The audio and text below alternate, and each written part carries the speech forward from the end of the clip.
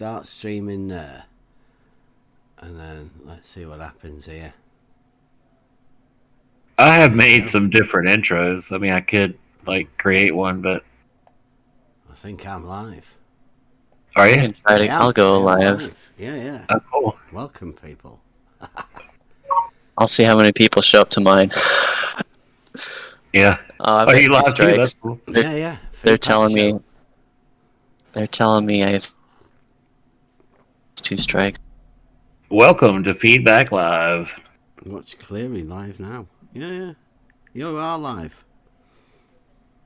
Yep. Good deal. FE3DBack Live education. 1 concurrent viewer. Is that me? That's what I got. Oh, is that you? Hey, Beth. I need to go watch your channel. I got yeah. Let me check this out.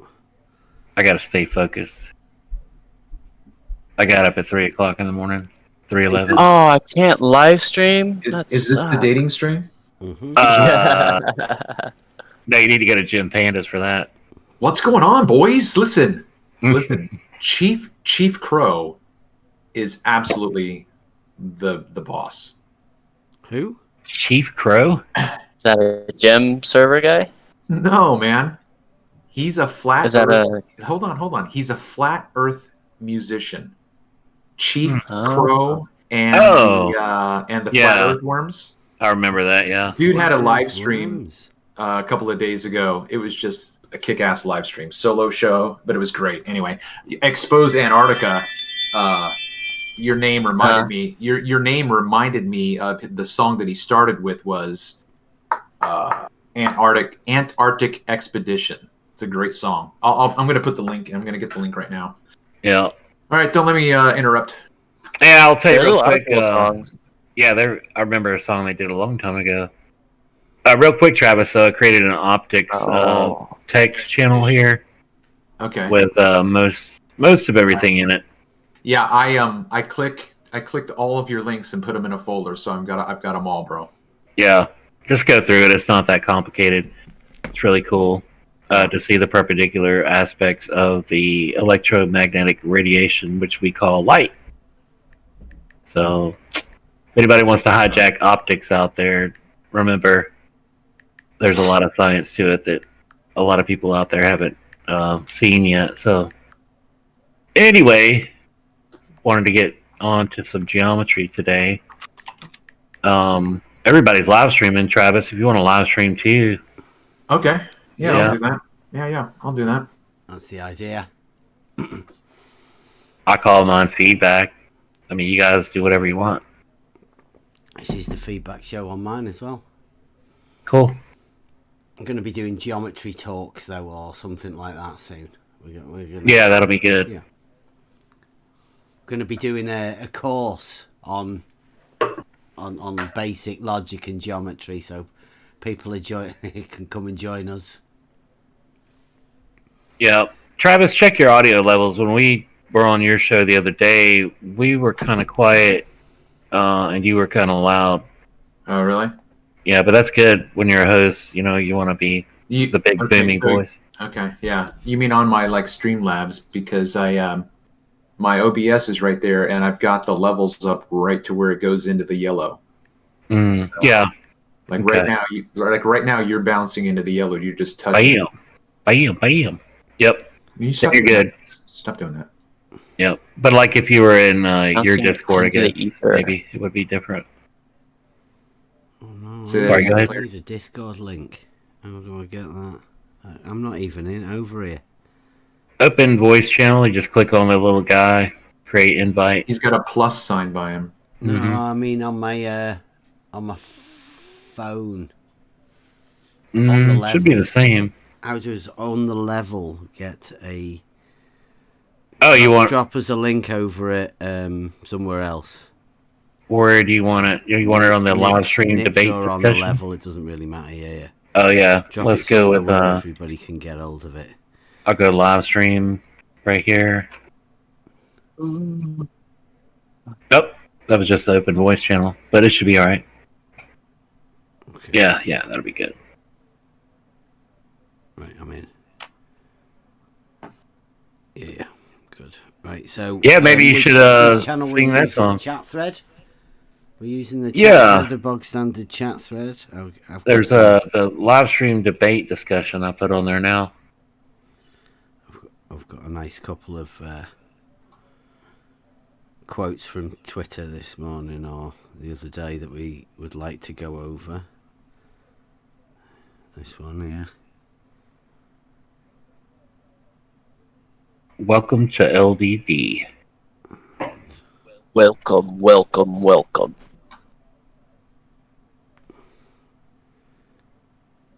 A hijack live stream debate discussion.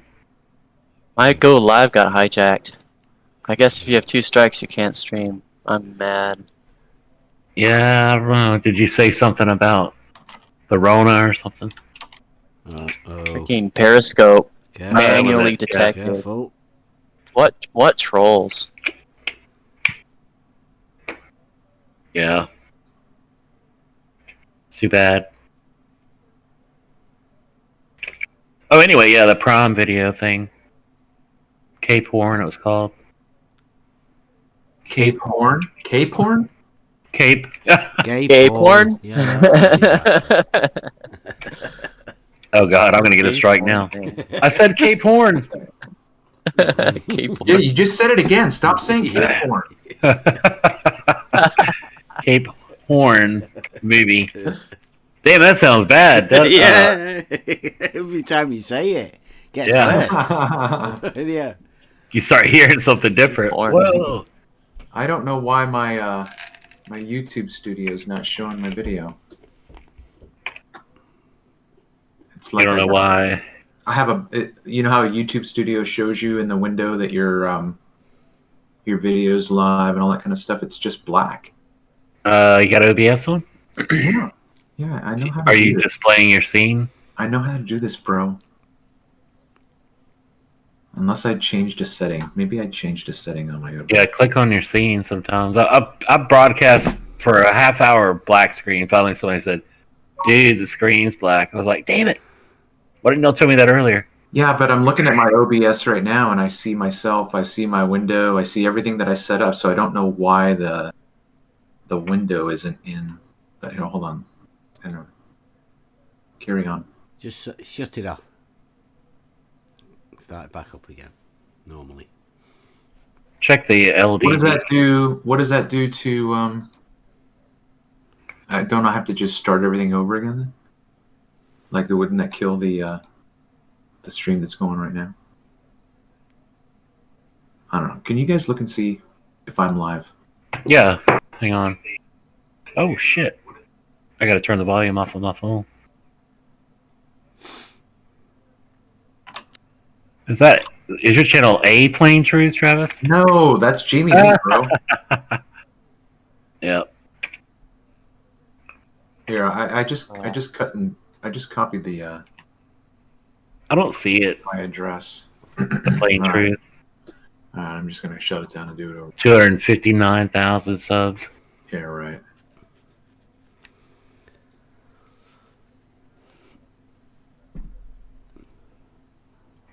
All right.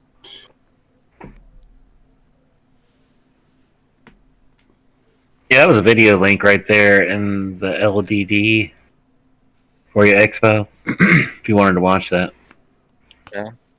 I'm not going to say the name of So it. what's it about? Is it just about Cape Horn? Have you seen it? Yeah, they're down there. Come on, call it something else, please. Yeah. You can rent it for like Is it about the $2.99. Is it about the tip of the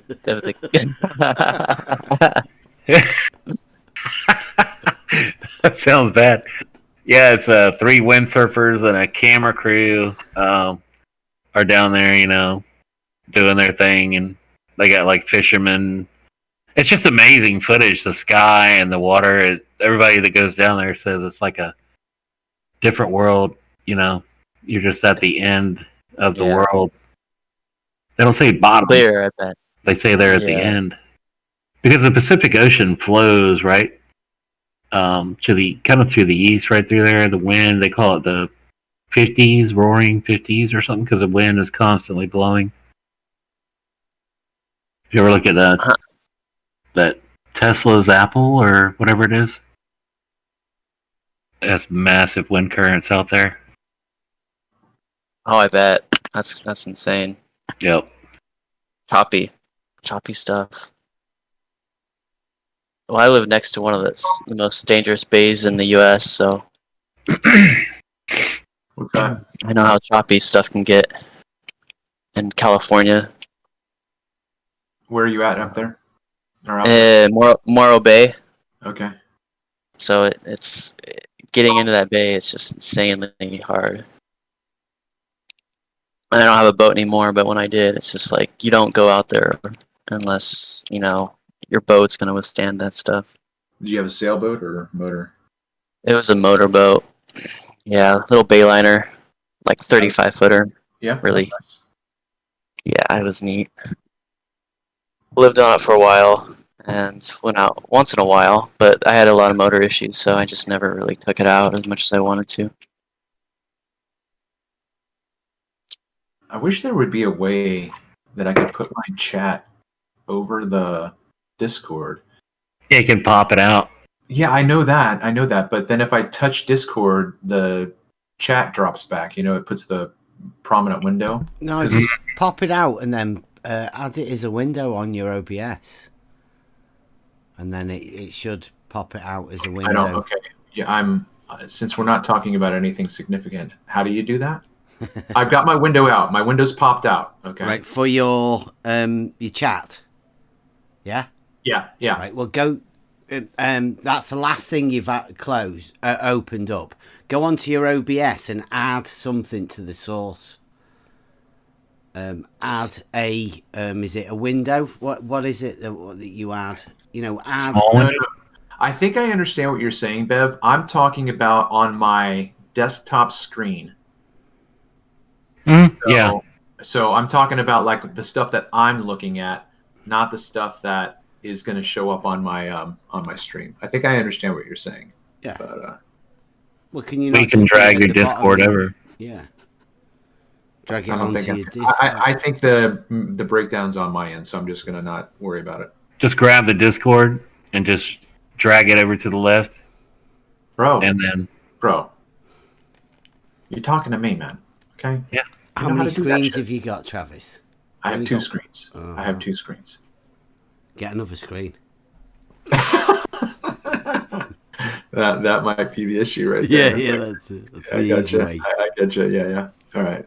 Travis, Discord, you just take the screen and you just grab the right side of it, drag it over to the left.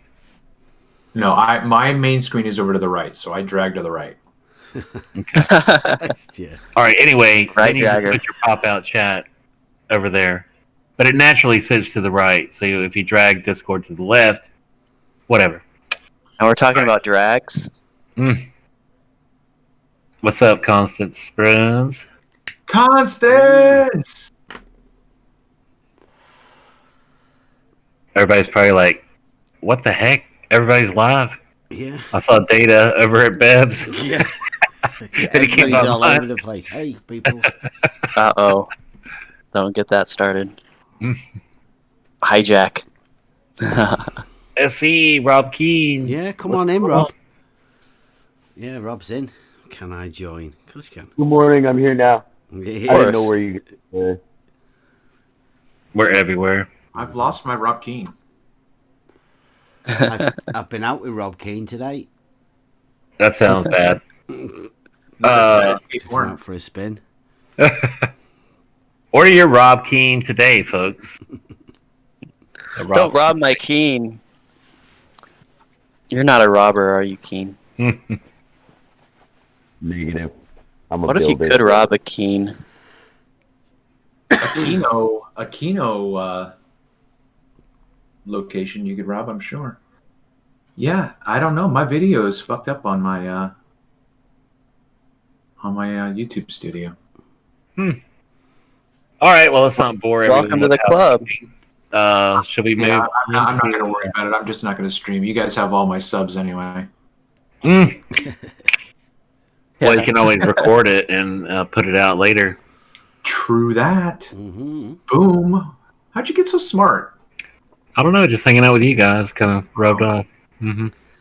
That's what I'm doing. I just pushed record right now.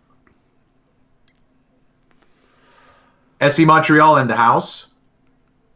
SE was over at Jim's. Uh-oh. Like, What's usually. up? Guys? What's up? Taking it over to the gym Panda server this morning. Yeah, I had a little bit of fun over there today. Boy, was he triggered. Oh, Jim was triggered, definitely. He was born triggered. Gem is a trigger. Yeah, Witsit really did it to him, but I had a little go. Yeah. He was talking like he was gonna like pass out. I thought he was gonna pass out in this chair. I was like, oh my god. I wish him the best, but I think he's gonna go by aneurysm the way Yeah. goes like this. I don't know. Is he trying to impress people doing that? I don't know. What's the point? It's a show, bro. It's a show, man. I mean, He gets a lot of subscribers. Well, yeah, that's it. That's it. You know.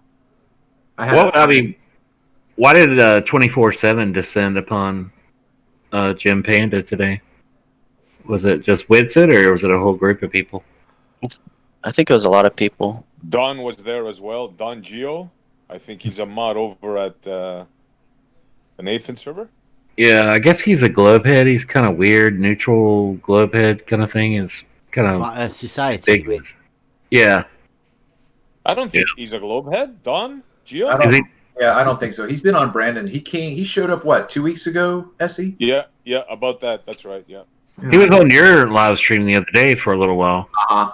Yeah. He was so ambiguous, man. It was like, what? And I read a lot of stuff he's texted, and I'm like, that guy's a globehead, but he's all back and forth. I can't figure out where he's at, so yeah. Whatever. Look, I haven't heard much of him, so the jury's still out. If you're saying that. Yeah, could just be confused. Could be Flat Earth Society, like Jim Panda admits to being. But anyway. Yeah. Yeah.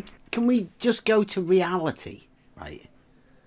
Yeah, bring us Because all back. of that this sounds good. different models and flat and globe and all of that, it just confuses the shit out of me. There's only one reality, and we all live in it. It's So Well, they what were would you asking say, me, Bev? my best proof. They kept prodding me over at Gems today. So you know what I told them?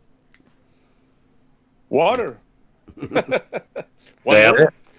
Bev, and everybody else, what would you say then if you wanted to demonstrate to somebody a principle of physics, but you don't have the natural resources available?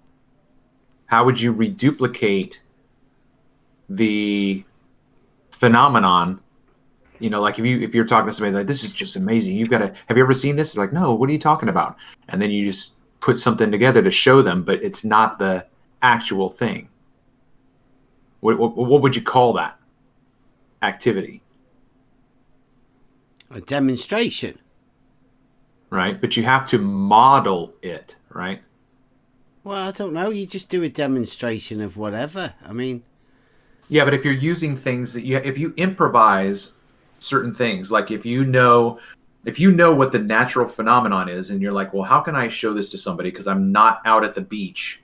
How would I do it? Like Sky Free, right? So they put buttons on the floor, they get down low to the ground, they open the window, cold air comes in. yeah, I wouldn't say that. That's not is- exactly like a model, is it? That's doing Well, a that's what I'm demonstration. asking. That's what I'm asking, right? It's a demonstration. Yeah. It's simply a demonstration. So you guys have a problem with the word model. I have a problem with the globe model and the flat earth model. And when people say on your model and on your, well, that doesn't work on your model. It's like there is only reality. So why are you call the talking model about everybody reality. else's models? Yeah. And what you just said, I completely agree with. Right. Yeah. Well, people say, like, what shape is the big E Earth, right? Capital E Earth is a name of a place, right? A singular object. So what shape is the model is what they're saying, right? Globe or flat. But then you look at small E Earth, And what is that? That's dirt, sand, whatever. What shape is that? It's certainly not flat. There's elevation changes everywhere, right? And then the water is horizontal. You could have a mountain lake at a higher elevation, which would be a parallel plane to, say, sea level. You know, it's a multi-dimensional Earth shape, right? Like dirt and all that. But the ultimate shape of the entirety, the totality, the universe, we don't know. All we know is the earth, wind, fire, and water, the elements that are here, around us, something that we can measure, and something we can see the nature of water due to hydrostatic equilibrium. It rests horizontal. Well, they don't want to know. That's the first point. That's why they say model, or they tell you that it's flat or something when they ask you, so what's your model, or why do you think it's flat? It's just them throwing you into a box and having them try to dictate what you say. And that's all they're doing there. And it's been going on for a while. So you have to just remove yourself from that argument. You can't even argue with them anymore. That's the funny part now. It's just they don't even use the terminology. And when you start using wrong terminology, it doesn't work out at the beginning, especially. Their tactic is now, when you say something that makes sense, you're gonna see 4 or 5 of them attack you. You're that. Yeah, when you start posting like memes, you call them memes, but it's just informational little pictures, right? And it's like that are funny. And they can't even handle them anymore. Like, I'll get banned. Like, Dr. Wirus is going to ban me now because I posted a bunch of memes. Yeah. He's a scum, this guy. He's a scum. Yeah. Send Jem a message and say, stop posting that picture.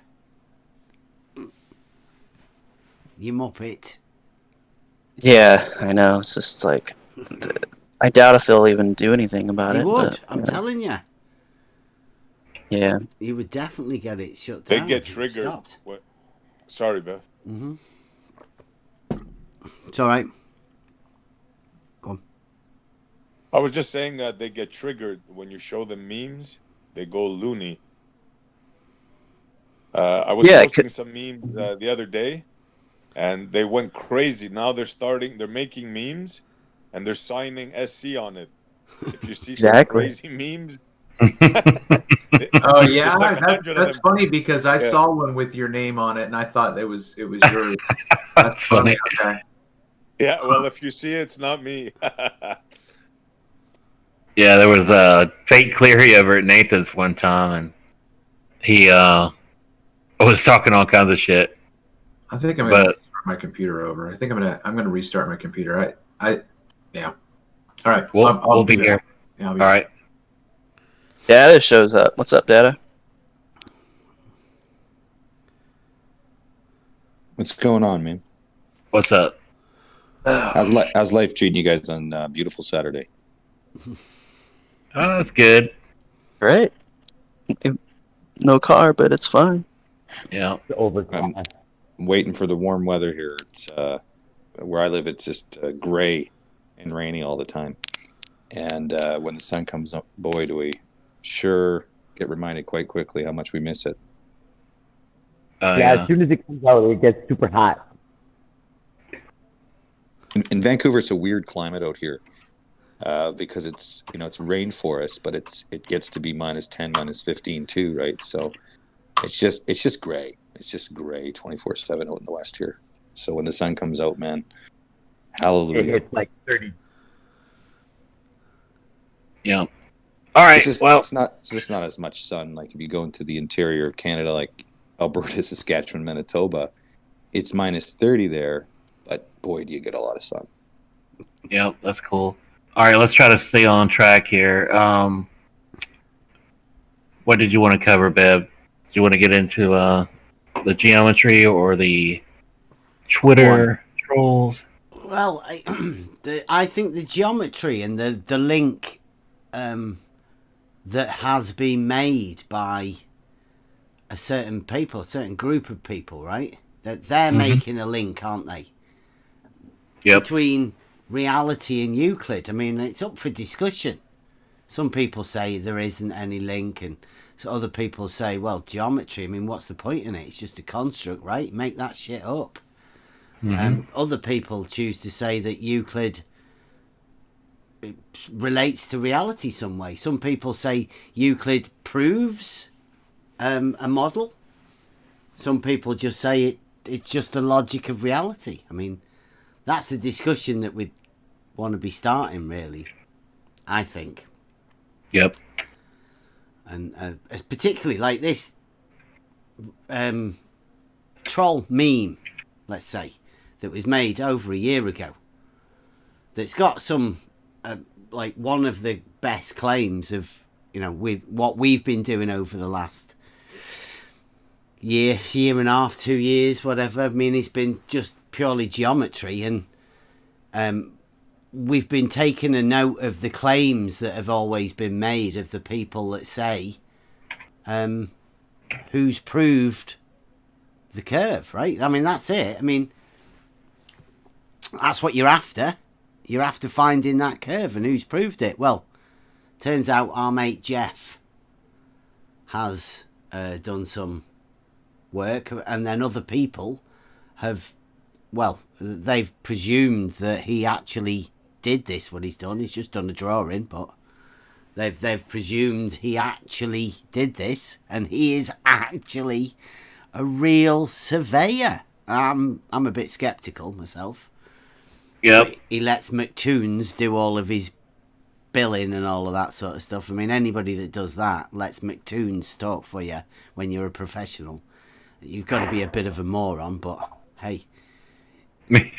So. Yeah, by the way, this is the main surveyor's photo. Don't want to get a copyright strike, so I need to mention that. I'll have to put it down in the description and everything. The main surveyor is the one who made this, okay? But I mean, this is no. He did that drawing. Then a girl, say girl, I don't know, a person Casey. On Twitter that claims to be a Canadian school teacher, has then made this meme, done a little bit of modus tollens to it.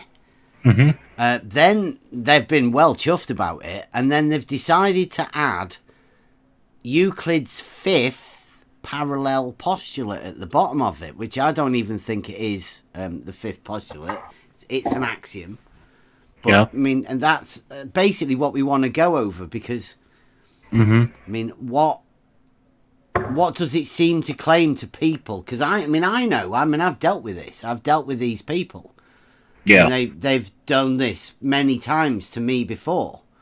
But I would like to know what everybody else takes from this particular meme with the modus tollens and the picture and the diagram and the parallel postulate. I mean, what, for one, I'd like to ask and start asking the question, what is Euclid? What is the geometry? What do people think it means to them, to anyone? What, I mean...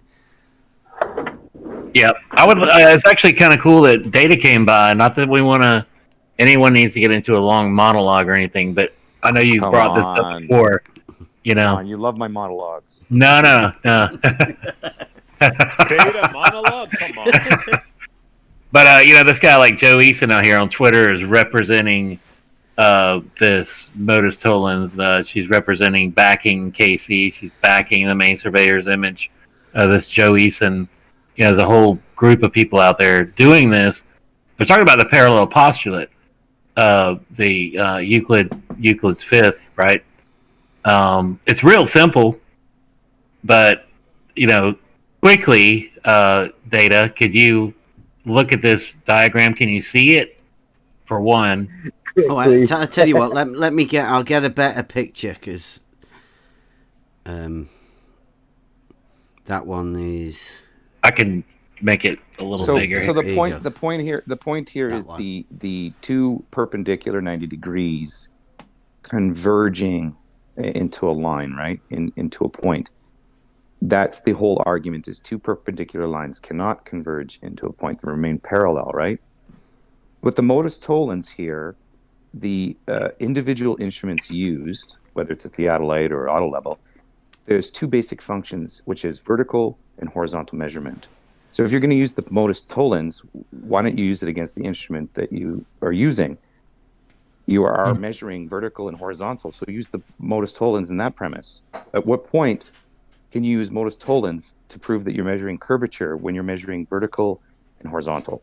All right, well, let's get back a little closer to this drawing here, right? You know, they're claiming that these lines are not I don't right see, angles. I don't see what you're showing. I put it in the live show chat. I could put it in the Bev put it over here in the chat thread. That is the entire thing. She's even signed it. She's got the @KC at the bottom left, right? He's got his the main surveyor and his tag because that's his drawing. Now, Euclid's fifth. I mean, it's obviously a new one because it's talking about line segments, which the original won't talk about segments of lines. It's just a line. Straight lines. That's what all it means. Well, in the fifth postulate, it talks about laying one line over two lines, creating two 90-degree perpendiculars. No. Mm-hmm. Right. That's what the fifth postulate's all about. No. I think it says there's three lines, and it states on the side that there is less than 182 right angles. Right? It will converge. So that to me is saying triangle. You are making a triangle on one side. It's not talking about anything being parallel. Well, other than them calling it a parallel postulate, but the actual thing doesn't say anything about parallel. Here it is right here in the live show chat, if anybody wants to read it. If a straight line meet two straight lines so as to make the two interior angles on the same side of it taken together less than two right angles, these straight lines being continually produced shall at length meet on that side on which are the angles which are less than two right angles. Yeah, so the making modus a triangle. Yeah. Yeah, the modus tollens. Yeah, don't. Just let's get sorted first. Yep. On what the parallel postulate is, because the modus tollens is a mess. Don't you? Yeah, so it doesn't make sense. It's a drawing anyway. It's not duplicate. You can't reduplicate that as observation in reality. It's just a paper drawing. Don't get confused by the drawing either. The drawing about the parallel postulate. Well, the parallel postulate was an argument in the 1300s that kind of grew into a debate among all mathematicians and astronomers, because they wanted to prove that parallel lines did converge, creating a 90-degree angle. That was the whole intention. Who? Sorry. All the Arabic astronomers. There's one guy in particular that talked about it and was really basically what it ended up doing is reaffirming Euclid's axioms and postulates. Anyway. But listen. The argument of the fifth postulate is no argument. It just says that on the side that they are less than two right angles. Well, they did. Will make a triangle. Listen. Yeah, they had a misunderstanding, I believe.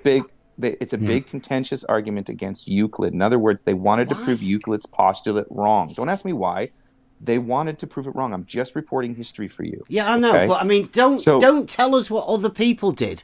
Try and work out what's wrong with it, because it's not a postulate, it's an axiom, and an axiom is a self-evident truth. Yeah, so here's what's wrong with it. The instruments that they're using only measure vertical and horizontal. So how are they you're not saying Euclid is vertical and horizontal, do you? Are you relating Euclid to reality? Hang on, guys. He's jumping back to the surveying instruments real quick. All right, yeah, let's just hang on. Let's stay on track here. Is there anything other than horizontal and vertical for reference frame? But that first, before we start going to surveying and reality, can we just sort out the 5th or the 12th axiom? All right, babe, you just go ahead and I don't want everybody to get into I'll a just big tell you debate what here. history says, Shit, here we okay? go. I'll tell you what history says. History says is that they tried to prove Euclid's fifth postulate, the parallel postulate, is incorrect. They, meaning people who are into astronomy and math and geometry, all that stuff, which in the 1300s, there was a lot of Arabic influence in geometry and astronomy, okay? So out of this, they were devising a way to have parallel lines converge, right? But creating a 90 the mathematicians and astronomers of the early 1300s. Listen, So okay, stop. Can we stop? I'm sorry, guys. Let me. I'm just gonna take over real quick. Listen, Bev keeps asking the same question. Data keeps saying the same thing over again. Okay, there is a fucking disconnect somewhere. I know. Calm down. It's okay. I know there's a disconnect, and I'm trying to. Nuts. I know. We're gonna move forward now. No worries. All right, now let's let Bev talk. Data, we're all aware that there's been a lot of confusion about the 5th postulate. I wanted to get your input on it, but let's keep moving forward now. Yeah. Go ahead, Bev. So in the Euclid's postulates, there is called, well, I don't even, it's not a postulate in mine, it's an axiom. It's a self-evident truth. And it states that if two lines cross another straight line, two straight lines cross another straight line, thus making 3 straight lines, on the side that these two lines, if they cross it and there is less than 180 degrees, those two lines eventually will meet to form a triangle. Now, to me, that's what that says. Now, you can say on the other side, if there's less than 180 degrees, it will form a triangle on the other side. And if it is 180 degrees, then that is 290 degrees, right? Now, I don't know if you know much about geometry or whatever, but a triangle has 180 degrees. Now, if you've got a right angle on one side, 90 degrees, and a right angle on the other, 90 degrees, then that's your 180 degrees. Those lines cannot meet. You cannot make a triangle. Triangle has 180 degrees. And if you've got your 3 lines and they are never going to meet to make a triangle, then that's what that's about. It's about making triangles. Now, that's the contention now, is because when you put a line over 2 other straight lines, you create 2 90-degree angles. Yeah. Right? The argument is that they are parallel and will never converge. They had to change. They had to change that. They had to change that with hyperbolic.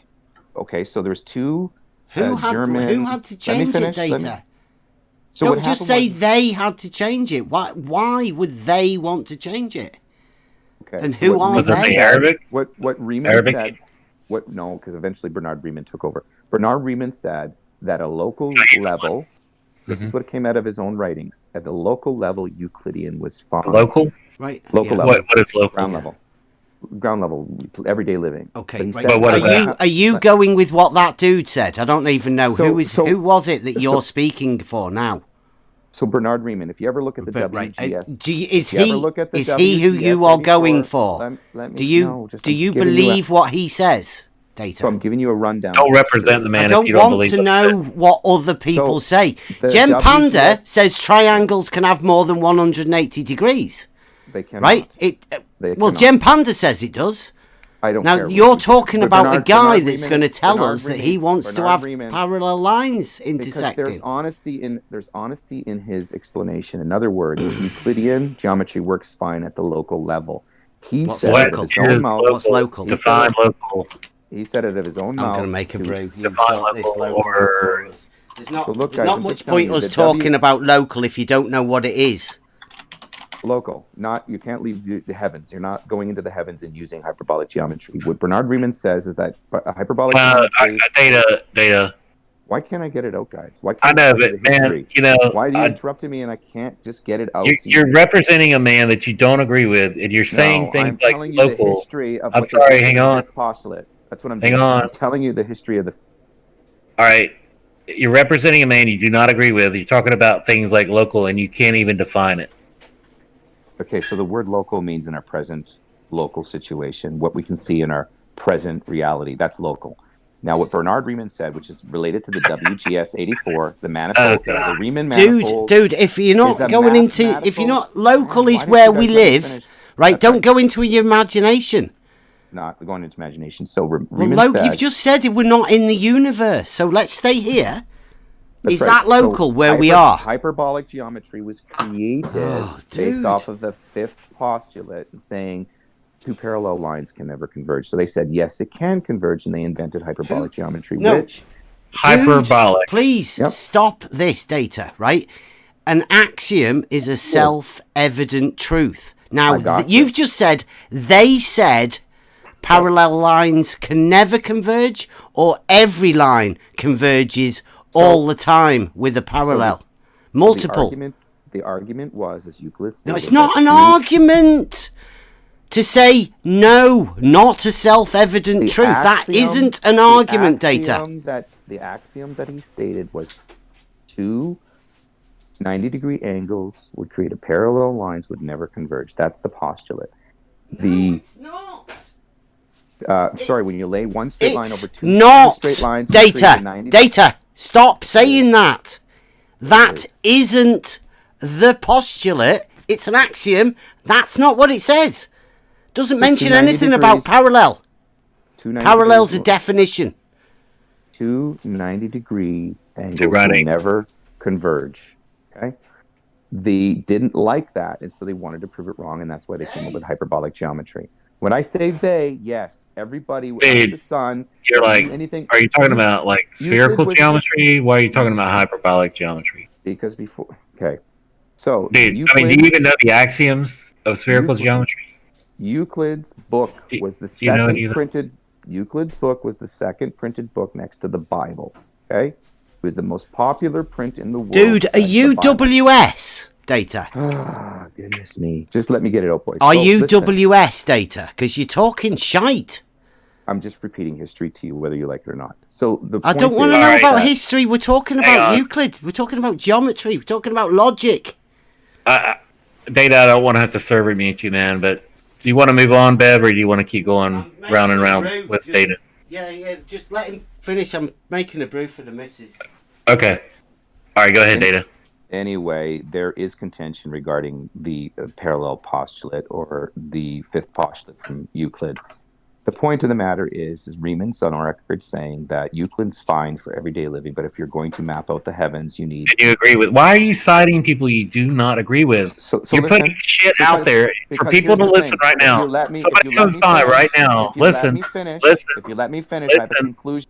Listen, I just want to say this one thing, and you can keep spewing your nonsense.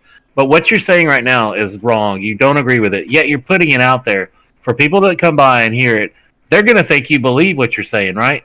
Go ahead. Again, the WGS 84 clearly states that it's a mathematical abstraction, which comes from Bernard Riemann. And did Euclid do the WGS 84? Did he mention that? I can't remember. No, he did not. So listen, gentlemen, I'm just trying to tell you in the audience that we know.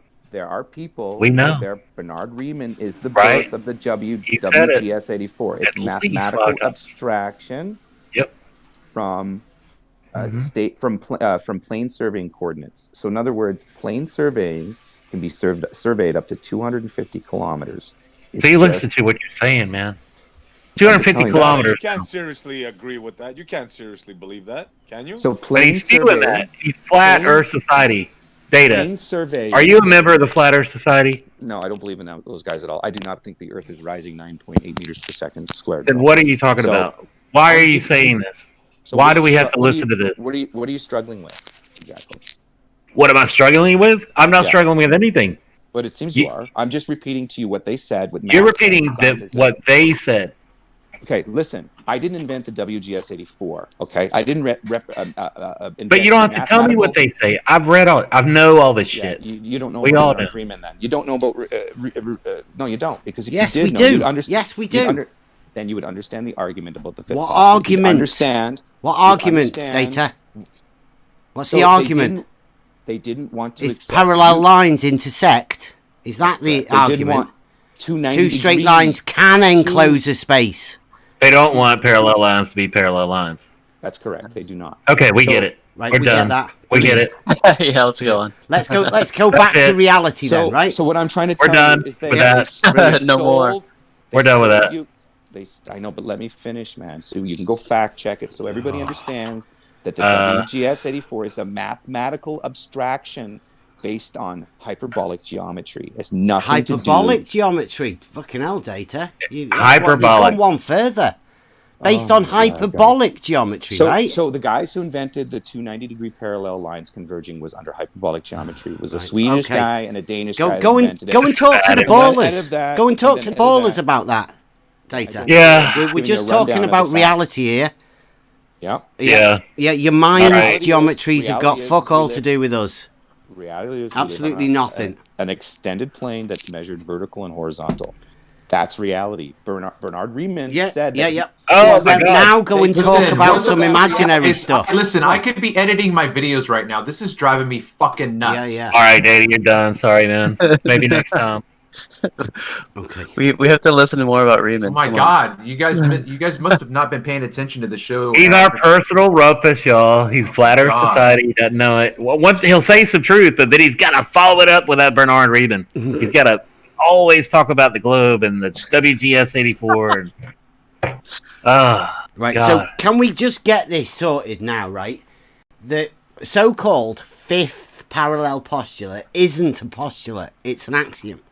Self-evident truth of reality. And also, it does not state anything about parallel. It just states on the side that they are less than 180 degrees, they will form a triangle. They will touch if they are extended indefinitely, right? So Right. anything less than 180 degrees, they will touch on either side. I mean, you can infer whatever you want about that, but that is a truth of the axiom. And it is definitely a truth. Now, you can make an argument that straight lines bend. Like most people, like even Data, seem to be able to do. But I can't. A straight line's a straight line. And Euclid does that. Exactly that. It proves everything there is within the definitions. So, step one, the parallel postulate does not state anything about parallel. But it's on this thing. They've added it onto this picture, this meme.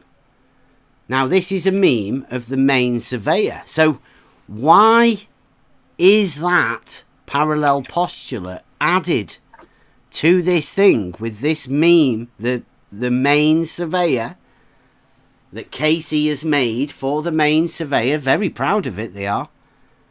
Why is that meme on that picture? This is where people like Data do the Bernhard Riemann bullshit, because they don't want you to get to this to find out what Can you is show it, screwed Ben? up in different people's minds. Can you show the meme? It's talking about? in I have a the question. chat thread, It's also in the Yeah. live show chat. and I've got it on my. I have a question. YouTube. Go on. Can you differentiate, please, between a postulate and an axiom? Right. Well, in the book that I've got, they are spread out into 12 axioms and 3 postulates. Now, an axiom, if you look in the dictionary, it's a self-evident truth. It's sort of, you have to put foundations down if you're going to argue. Otherwise, you end up arguing about the definition of every word. I'm sure you've seen it. People debating about the meaning of the word if. Every debate and that happens and. every day. It's straight, right? All of these definitions, right? Well, the definitions in Euclid are actually definitions. But the axioms, I'll give you a couple of them, right? Let's see whether they are self-evident truths, right? And so an axiom. The first axiom states, things which are equal to the same thing are equal to one another. It's basically halves and stuff like that, right? So it tells you if equals be taken from equals, the remainders are equal. Mm-hmm. Things which are double the same thing are equal to one another. I put it in the live show chat for everyone. Yeah, I see it. The fifth is the best. The fifth, what? Fifth axiom Yep. or the postulate? The fifth element. The axiom. Well, the one that you've got to take note of, particularly, that everyone should be noting of, right? Because when they say fifth postulate, that you assume there's only 5. The whole is greater than the part. Yeah, the whole is greater than its part. I mean, that makes sense, doesn't it? Try to argue with that one. Yeah. Well, the best one, right? 2 straight lines cannot enclose a space. Right? Take particular note of that one, right? Bury that into your head. 2 straight lines cannot enclose a space. Because that disappears when they make it into 5. Right? So these are axioms. They make sense. Now this parallel one, or the 12th axiom, states, if a straight line meet 2 straight lines, so that's an axiom. Now, the postulates are let it be granted. Now, in the book that I get, or my book, it says, let it be granted that a straight line may be drawn from any one point to another point. Right? So that's let it be granted that a straight line may be drawn. So this is how you make it, right? It says that a terminated straight line may be produced to any length in a straight line. So you can make any straight line longer if needed in that straight line. And that a circle may be described from any centre at any distance from that centre. So the postulates to me are let it be granted that when you are actually showing people, you are scribing this stuff to get your proofs, that you are able to draw a straight line, right? In order for you to describe it to someone to gain your proof, or to do it yourself, you can draw it. So that's the postulates to me. That's what they are. And then the axioms are just self-evident truths, right? So can I say that the axioms are self-evident and postulates are inductive deductive conclusions that you can draw from basic principles? It's so hard, yeah. But like a postulate, if you look in it, it's the same thing as an axiom. They're just playing about with words. Okay. I get you. But I choose to make in the book that I've got, they are separated, and it just looks to me like that those 3 are the way you actually do the work, right? You draw straight lines and you draw circles. I mean, that's what you do in Euclid. They're the only tools you have, is a compass and a square. A compass and a straight edge, even. That's it. And you do everything else with those 2 tools. So the postulates, to me, are just how you use those 2 tools in order to say, you can draw a straight line with that. So, like, as long as you can get it in your head that, it's an axiom, and it's a self-evident truth, really. So you can't really in reality say that doesn't happen, because it's a self-evident truth. It does actually happen. So, like Data was saying, he said they had an argument. Well, I don't think they had an argument at all. They might have just said, that's a bit inconvenient, isn't it? We can't have that because we have a model. Or they may. Yeah, you never did get to the point about they had a problem with it because they had a model and it it trashed their model. Yeah. I don't understand why he does that, but anyway, it does. It does happen. In reality, it's a self-evident truth, right? Unless you want to try and disprove it yourself, that that you wouldn't form a triangle if there was less than one. Because I mean, it's a proof that a triangle has 180 degrees. So if there's two of them are less than 180, then the other angle would be the remainder, wouldn't it? I mean, that says that to me as it's a proof within geometry that a triangle has 180 degrees. So why would it not occur that? Right. Anyway, it's really simple. Really, I mean, people want to go round and round, and have these big, problems with it, and whatever. It's simple. If the two lines are not parallel, they will intersect. You know what this reminds me of, Cleary, when we were kids and they gave us the various shapes, circles, squares, triangles, and we had to put them in the various shapes on the, on the box, whatever it was. I mean, it's clear cut. Yeah. It's about like trying to put a square peg in a round hole. Exactly my point. Yep. Yes. Okay, now we will come back to it because it is pretty relevant. You may not see the link just yet if you've already spotted the link, because it's there on that meme, right? It's there for a reason. We'll come back to it in a minute. So modus tollens now. Again, a modus tollens is an argument. Right? It's a logical argument in a statement. So, again, forget about that picture.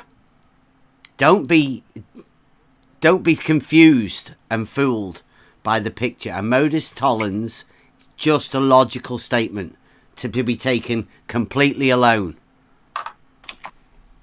Don't infer anything because you think they meant something else from it. That's not what you do with logic. You've got to take the words as they are, wrote in a statement, and make sense of it. It should be logic. It should unfold right in front of you. You should, at the end of hearing logic, go, yeah, I knew that anyway. Yeah. That's very simple. That's what logic is. That's logical. Yep. Yeah. Or how dumb was I not to see that? Yeah, that's right. Well, I mean, you can't ever do that. Yeah, never do that with logic because it's always there. It's like finding, it's like a gift. Seeing something that was already there right in front of you. Should just accept it and say thank you very much. So, let's go with this modus tollens. Now, modus tollens is the oldest form of argument ever into antiquity. This goes all the way back. So, OG. It's an if-then statement. You've probably heard of it. So this one goes: if plumb lines are parallel, P. First state of the premise, and then it says if the plumb lines are parallel, then the sum of the interior angles (brackets zenith angles) will be 180. Now, if plumb lines are parallel, P, then the sum of the interior angles, bracket zenith angles, will be 180. Now, the sum of what?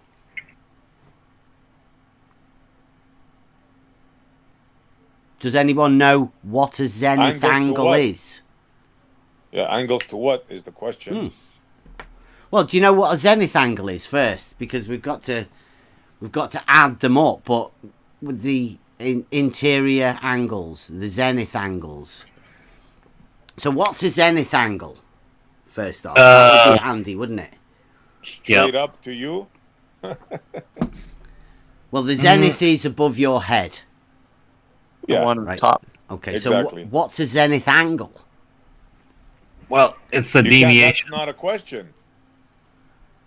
What is it? What is it to you? To the ground? To you have to say to what? Right? Okay. It's to what you're standing upon. So the sum of an angle, right? Now, the angle, all we know is the zenith angle. That is measured from the zenith to somewhere. Like, now, we don't know where because it's not stated within the logical That's statement. my question. Yeah. Exactly. And now it says the sum of them. Well, one, we don't know where the angle is, and then we've got to add it to another one that we don't know where the angle is. But Two apparently, unknowns, according to this logic, if the plumb lines are parallel, when we find these angles and add them together, they should be 180. I mean, I don't know where that logic's come from, but somebody definitely has not heard of Emma's statement, mind your P's and Q's. Because this isn't a very well-formed logical statement so far. Because we don't know which zenith angles we're doing and where we add them up and what they're meant to be. Where they're even from. If you check the live chat, it might help if anybody's trying to figure it out.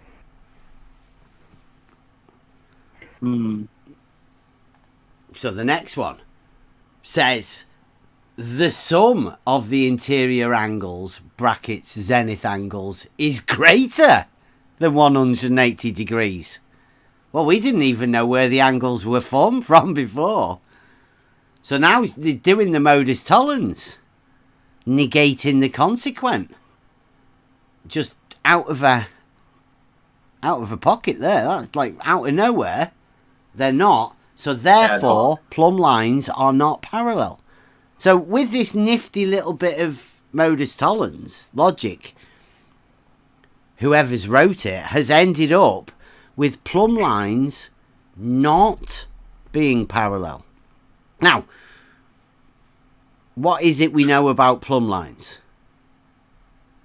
They're vertical. They're vertical. Yeah, they do have a vector and they do have a... and being vertical, it's a straight line.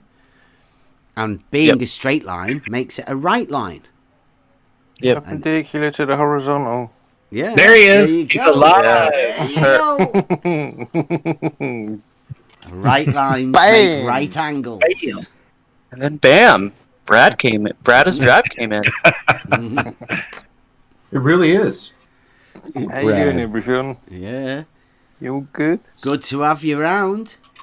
Yeah, Yep. cheers, man. Been a bit busy Yeah, week, you busy must couple have of been. weeks. Yeah. So, I've been listening. Sorry, I like the live stream over here because you get all kinds of craziness sometimes.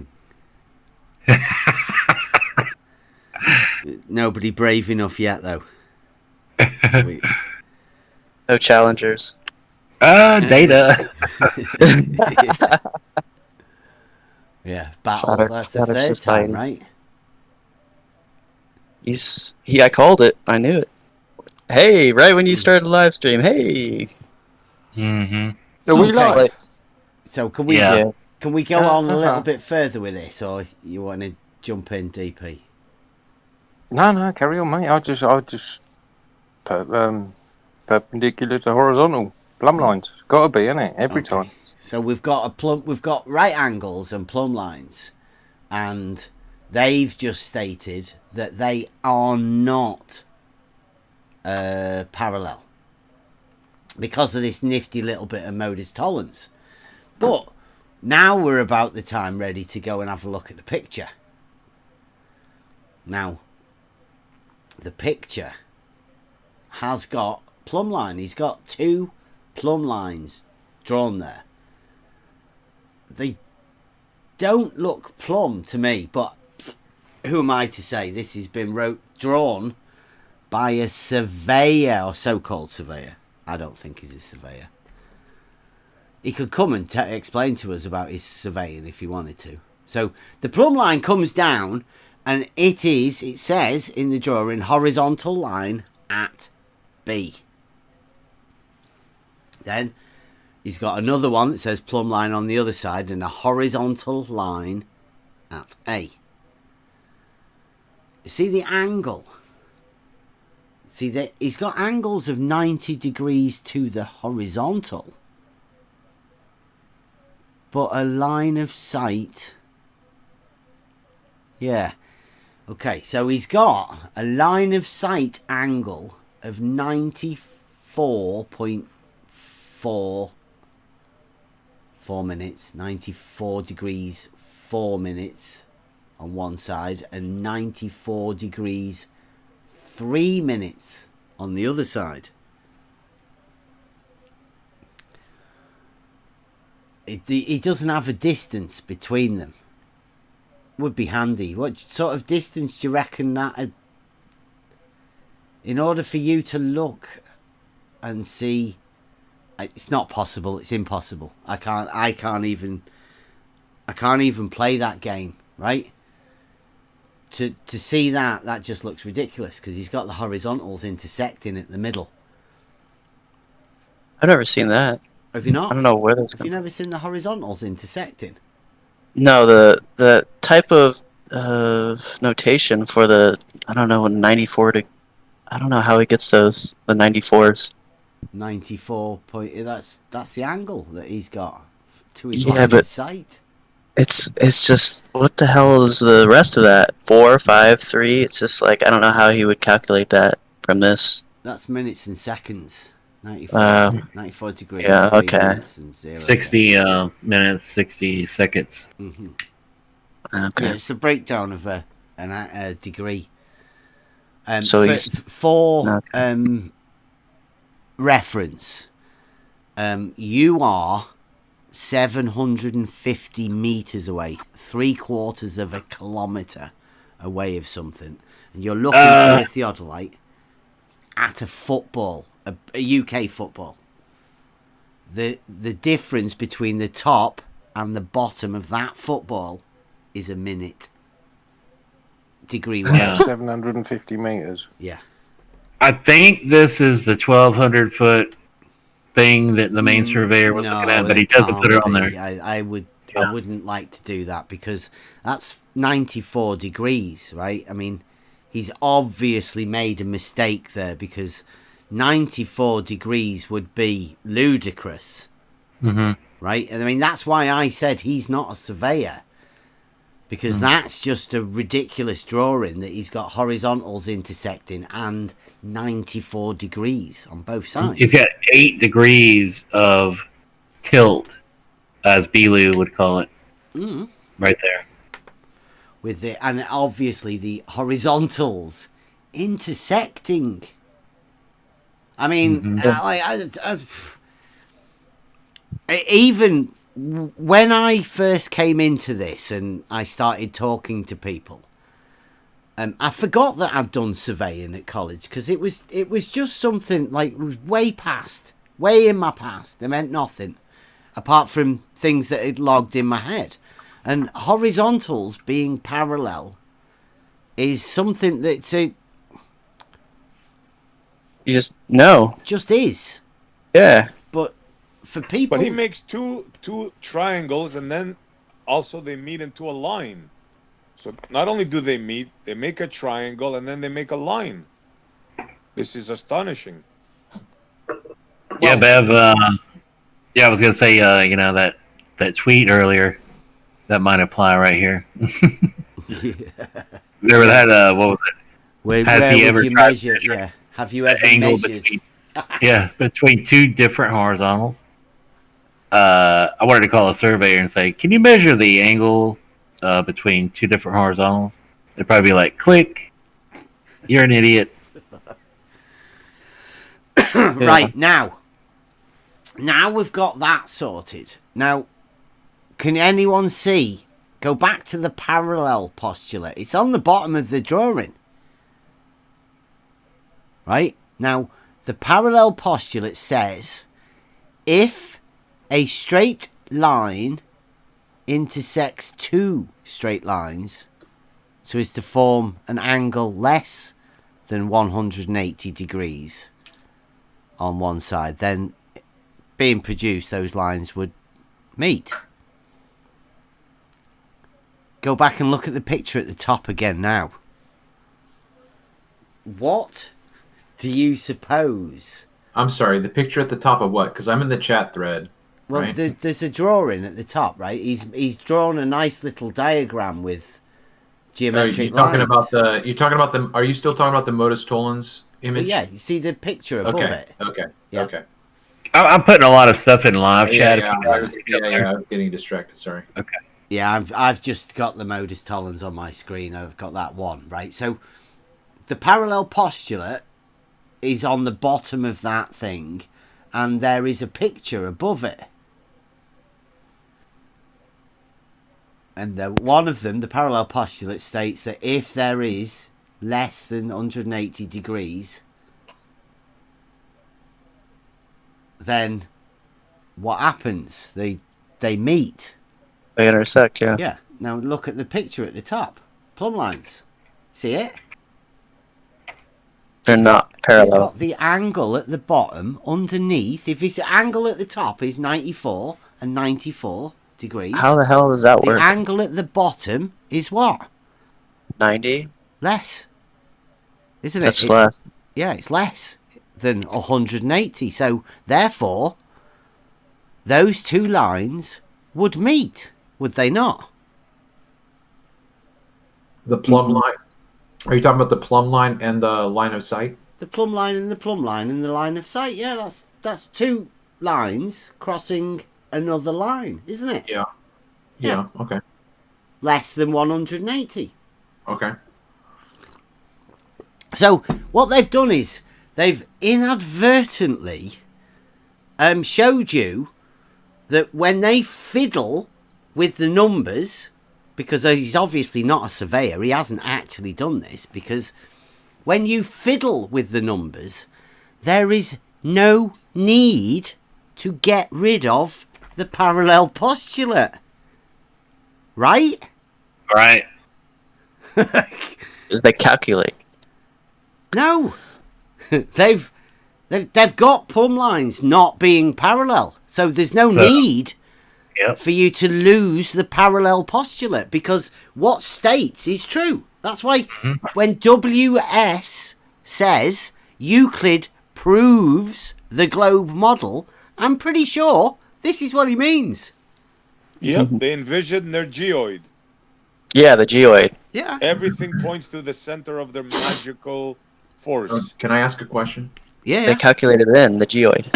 So what this makes me think of is if we look at the AE map and we have the north, the North Pole as the axis. If we were to draw out these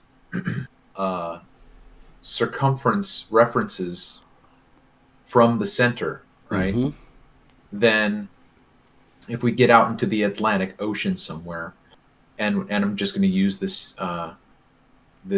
coordinate on the Modus Tollens, 94 degrees, 4 minutes, 5 seconds, right?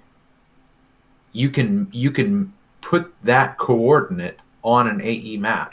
It's a degree, dude. It's not a coordinate. You're talking azimuthal angle, like on the plane, on the flat plane. Right, correct. Right. Well, that would just be a radial line. All you're doing is setting a center, aren't you? Yes, that's right. But what my point is, kind of what SE said and everything that we understand, is they'll say, well, your GPSs only work on a ball, so get out into the Atlantic Ocean and put yourself at 94 degrees, 4 minutes, and 5 seconds.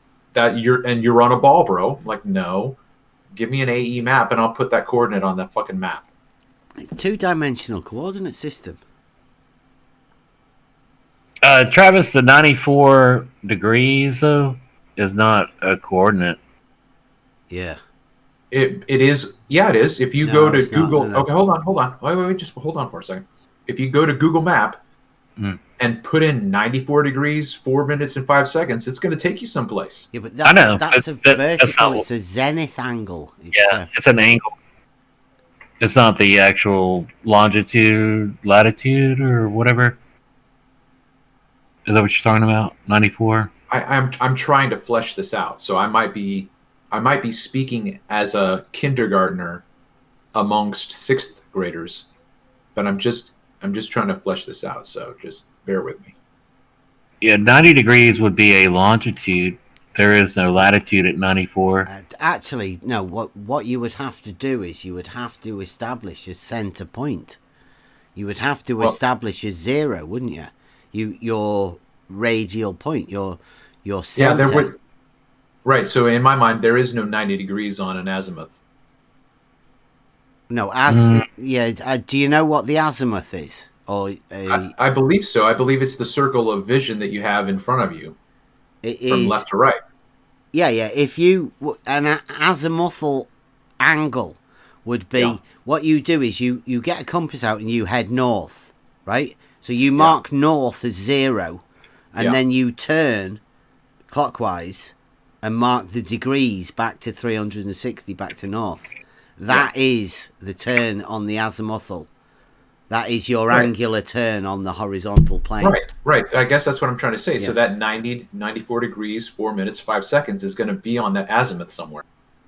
But you have to set your 0 point in the middle, right? Now, that's how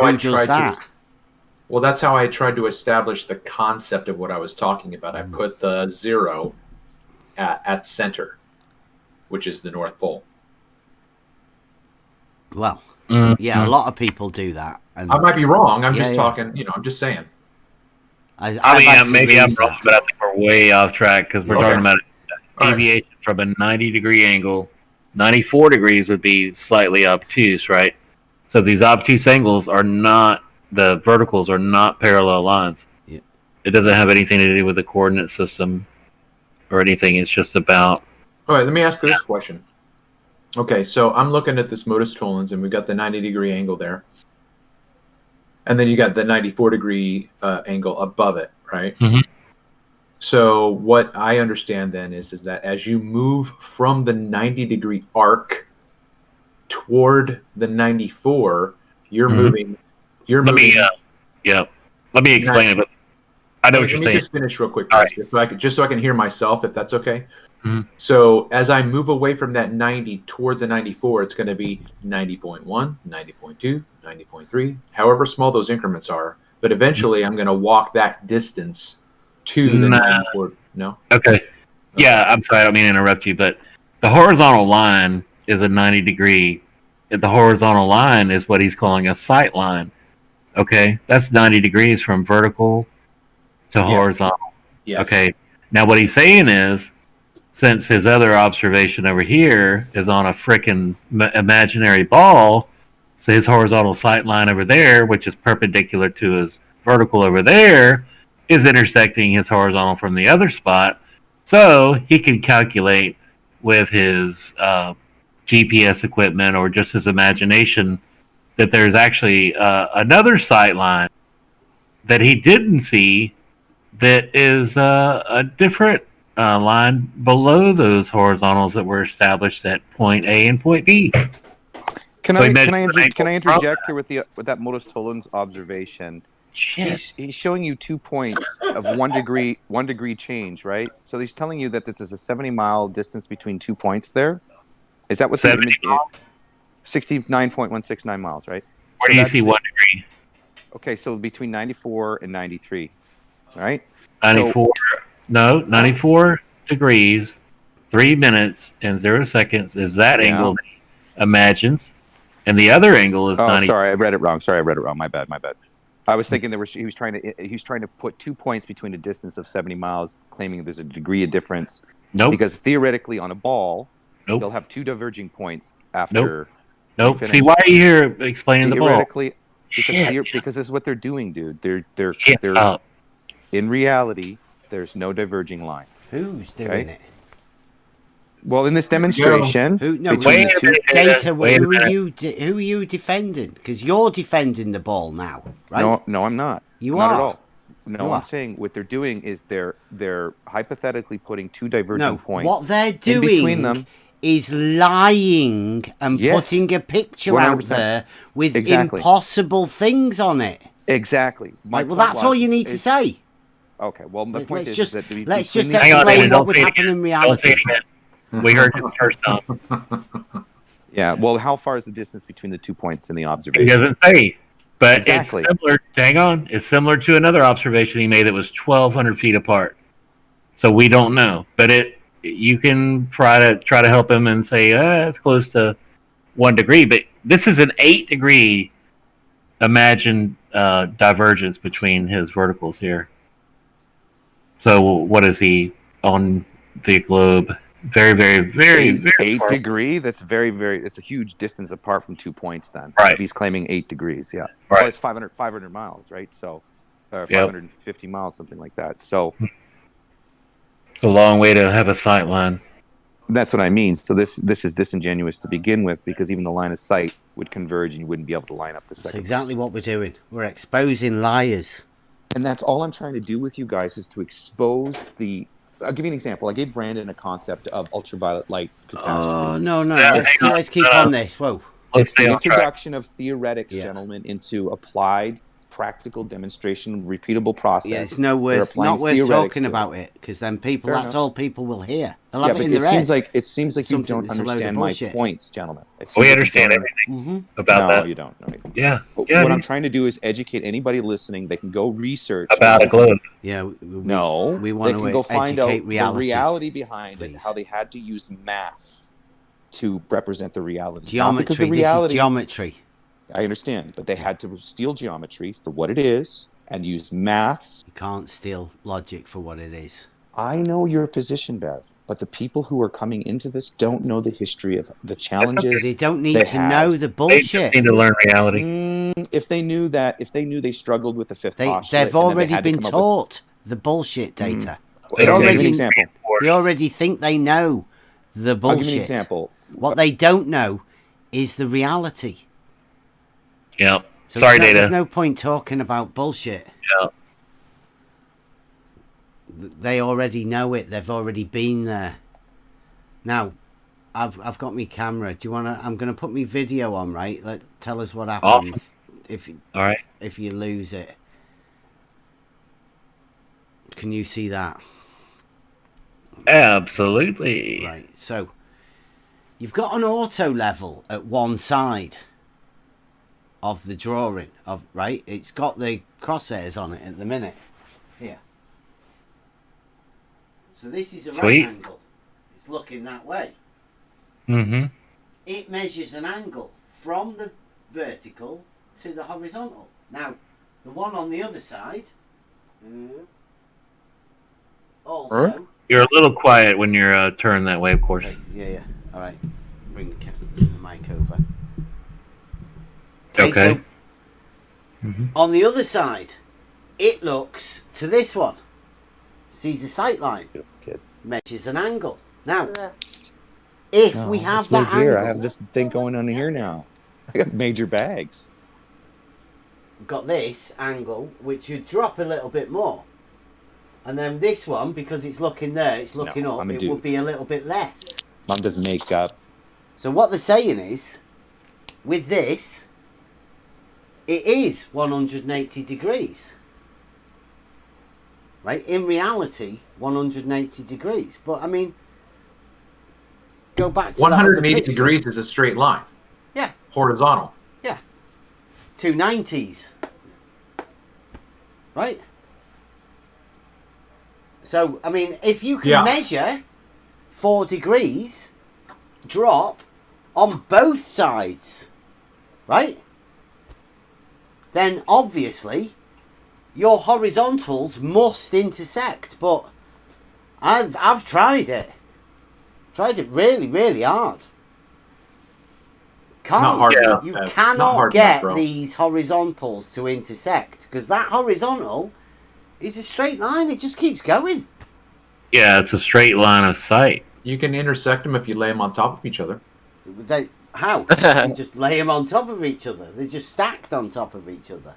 They won't ever intersect. They wouldn't be 90 degrees but then. Visually, they would intersect visually. No. No, I mean, not if you stack them on top of each other. Or they won't ever hold on. intersect. I know, yeah. I'm just, yeah, it's not a significant point. It kind of might seem like it. I was trying to be funny, but... Yeah, well, you trying to be funny, people will say to me. Yeah, I don't want to get... Hey, I don't Travis want to get agreed muted, with us. I'm stopping. Yeah. Come on, Travis, take after me monologue. Come on. So there's no way. There's no way you can get a horizontal to intersect with another horizontal. There's no way you can get a vertical to tilt over to the side. It's not going to be vertical. This plumb bob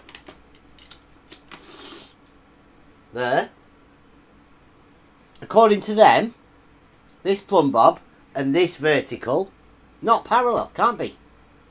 Yeah, it's absolutely Ridiculous. cuss wording insane. Yeah. It's insanity. I just don't get it, man. I don't get it. It's I don't too get their simple. insanity. Imaginometry. It's like crazy. waking up in a bad dream. You know, I just live for the day. Okay, so look, just real quick, I had a friend of mine that I haven't spoken to in over 10 years, but we're, Facebook friends. We went to the same church for a couple years. Great guy, and he's one of the staff at a local, not local for me, but up in Pennsylvania, a Christian liberal arts school. So he, out of the blue, yesterday, Facebooks me and says, "Hey, I got a question about flat Earth." So I'm just loving the possibility of where this could go, right? Because here's somebody who's coming to me, like after my 2 years of posting shit all over the place. I guess what I'm saying is that I can't go back and think that way anymore. I can't do it. But this guy is still there. So when the penny drops for him, when he goes, fuck, that doesn't make any sense, this parallel angle, that stuff, and so when he leaves that behind, I want to have that on record. It's going to be boss. It's going to be boss.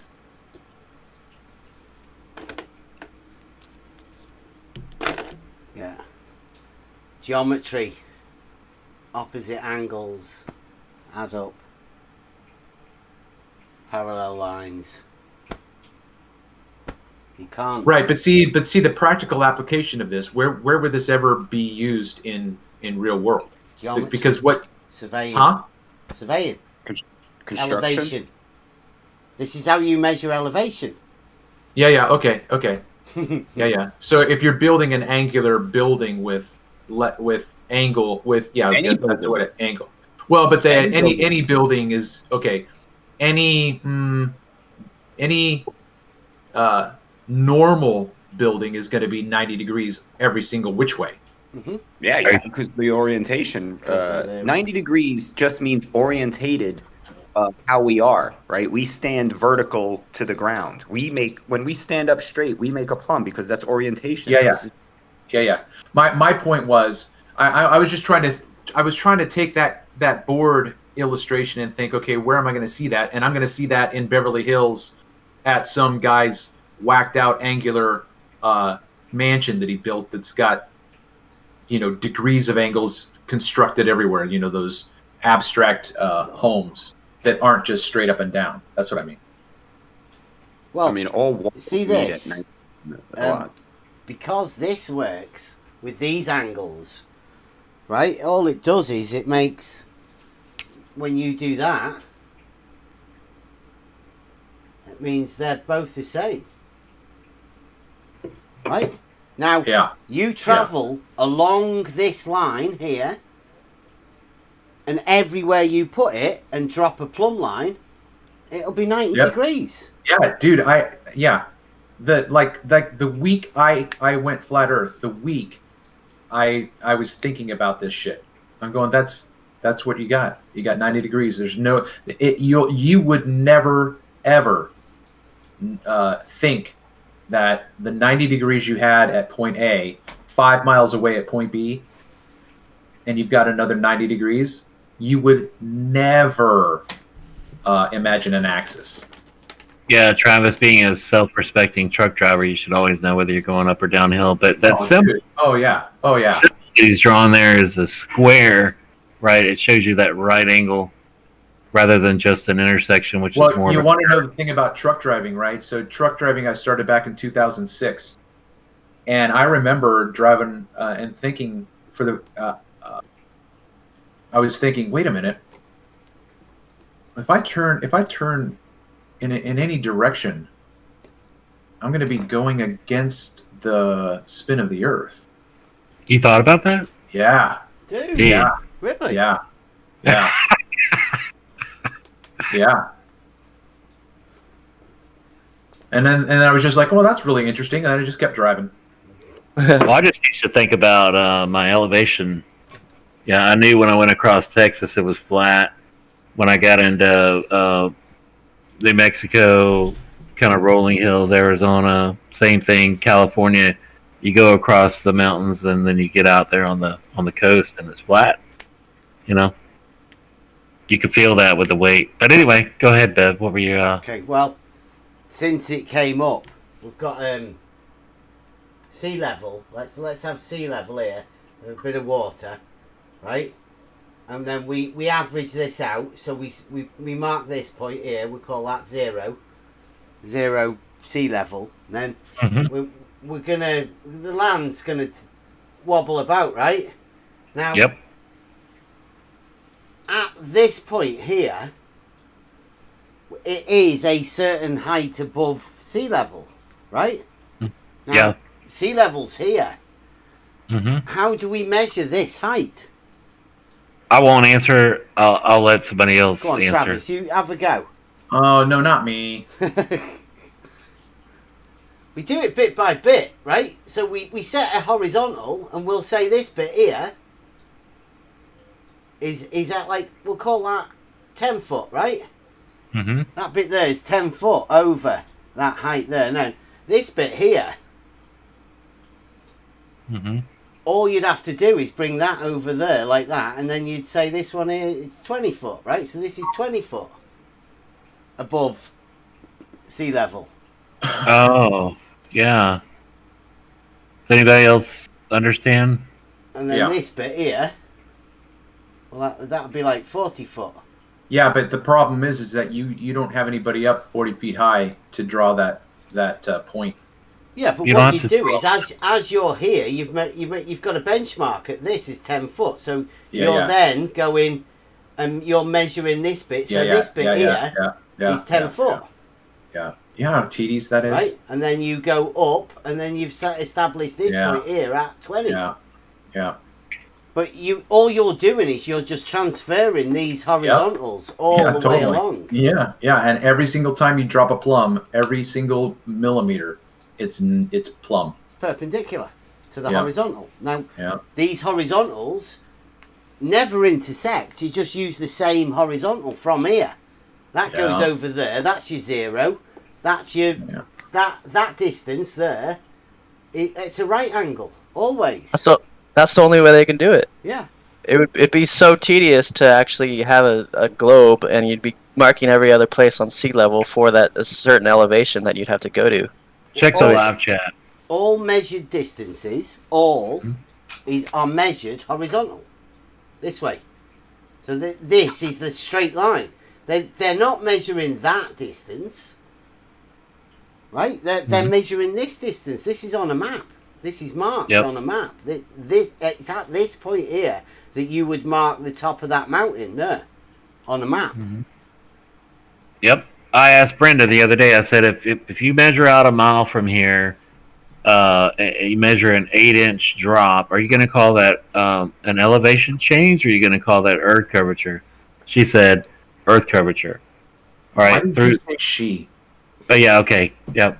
So in this method, this technique, differential leveling, you're using a horizontal measuring instrument, right? And you're measuring a change from your horizontal, a vertical change from your horizontal at that 10-foot mark. And as you move forward, you see that there's a 20 foot change from in the vertical from the horizontal at that point through that differential leveling. Oh yeah. So we set that there. You can use a water level. You do that, and then you've got your level. I was a bit off. My lines are bad. But then distance from there upwards. Elevation change. Bev, can you move those up and down a little bit to show people in relation to one another, so they can actually see the water? Maybe you could turn it around a little bit, and just move one up and one down. Like Druss says in the video that I'm going to pull out, 30-minute video. This is how he said he'd check them, put them together. Is that calibrated? This is how you calibrate a water level, right? When you see there's no difference here, they're together. Yeah. Right, so you could move them apart. You can do whatever you want with them. Right? Yeah. The scale on the side doesn't really matter. You can move it up. Down. But if you got one close to you and one far away from you, that is the problem, right? That's a sighted measurement there. That will never work for you. Okay? You don't need a dark shark. You don't need anything. You don't sight water levels like that. See? They actually are equivalent. But they don't look equivalent when you sight down the line like that. And the globe heads don't get it. Yeah, that's a perfect demonstration. Yeah. And ask yourself that question. Why does that water seek its level? Why does it equalize? Yeah. You can Google that and you'll find out some amazing things. Or even you do that with it. Tilt it. Amazing. Always level. And it'll always find its own level.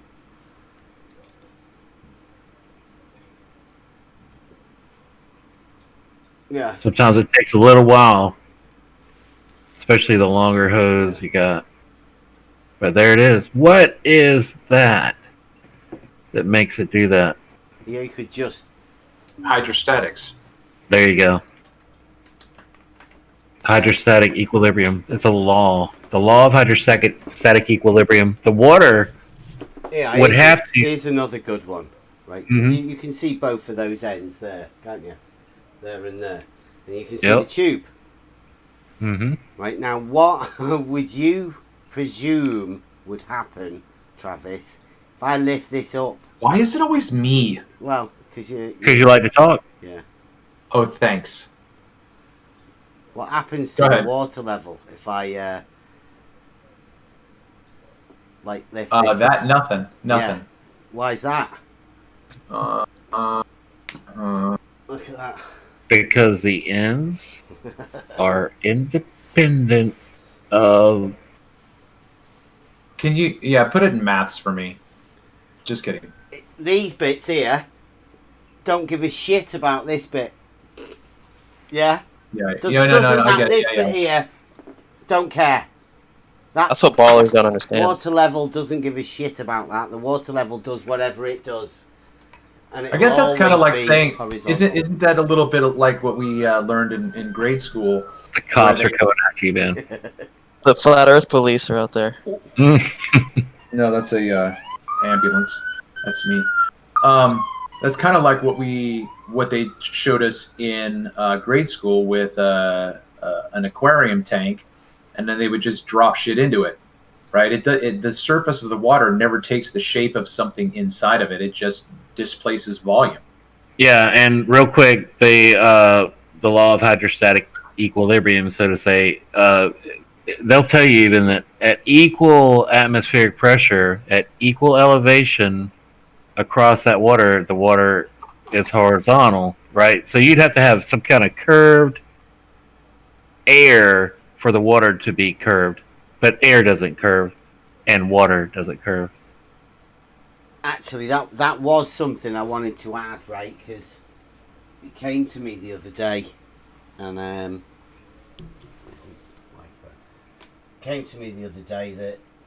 I'm not so sure people understand. I don't know whether it might have been somebody that came around that wanted to play some games, right? So we've got a water level from here to here, right? And they're marked there and there, right? So we've marked it. We've marked them with pencil. Now, the problem some people have is this area in the middle, right? They say this area here is where something other than the horizontal occurs. Well, Which is elevation. well, it's a straight line, I'd say, right? From there to there. Yeah, but if you have a deviation anywhere along that horizontal, it's elevation. Right, well, what we do is, because this, True, Travis. Yep. this is a water level, it's a 2. We just Which sort is of why- bring it here, Yeah. right? But that's why you've got SE's skateboard paradox. You get elevation and you put that skateboard on it, right? So check this out. So I was shooting the Chesapeake. I don't think it was last year. Hang on 1 second, Travis. I don't think he was quite done with his point. Oh, Yeah. I'm sorry. Okay, I'm sorry. Well, that goes from there to there. But as you've just seen, just pick that end up and put it there. Marked it. Yeah. It's the same water level. Yep. Now, is that higher than it is there? When I moved this water level to here, did it get higher? Do you think? Oh, not at all. No way. So, if anyone were to say there's actually a hump in the middle there where that water level isn't, what would you say? I'd say hell no. Right now, I'd get out SE's skateboard and say put a skateboard on it. when I put the water level there and put it there, could you say that from there to there was a straight line? Mm-hmm. Yep. Yeah. Why, when Brandon and Rumpus said it's nearly impossible to do a straight line, like it's probably you can't do it. It's near impossible. We just said it was dead easy. You agree to that really easily, then? Dead easy. Yeah, it's a straight line. Well, you got to calibrate it first. Apparently, there seems to be a little bit of a disconnect, right? Whether it's easy or near impossible to make a straight line. Hey, Bev, have you ever tried looking at the logarithms they add in the plane survey coordinates? They use distance and elevation. They use a logarithm. Do you ever look at that formulation and see what they compile for together? sine and cosine logarithm tables? I believe so. Yeah. Why would they need that? What for? Oh, because when you want to expose the lie, you can expose where they're getting the because the logarithm is a quantified formula. Yeah, the logarithm is just the ratio between the sine and the cosine angles of a triangle. Logarithm, and the logarithm has like a 8-inch in it, right? Okay, Data, please, before you go, whoa, Data, please, Data, please, Elevation. please, Then when you look at Data, apply the distance. please. Fucking hell. Who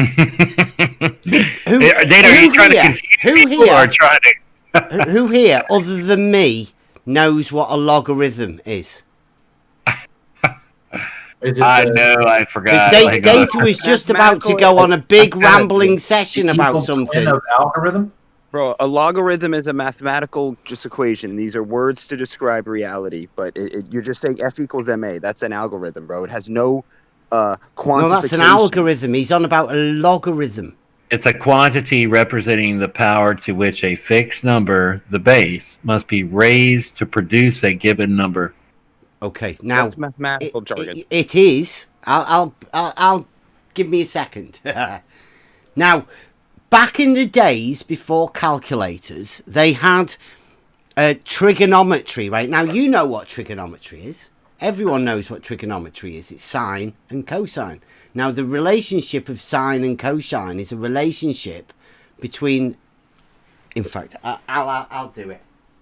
Here we go. Oh, let me get back over there. All right. I've got to draw a circle, so give us a second.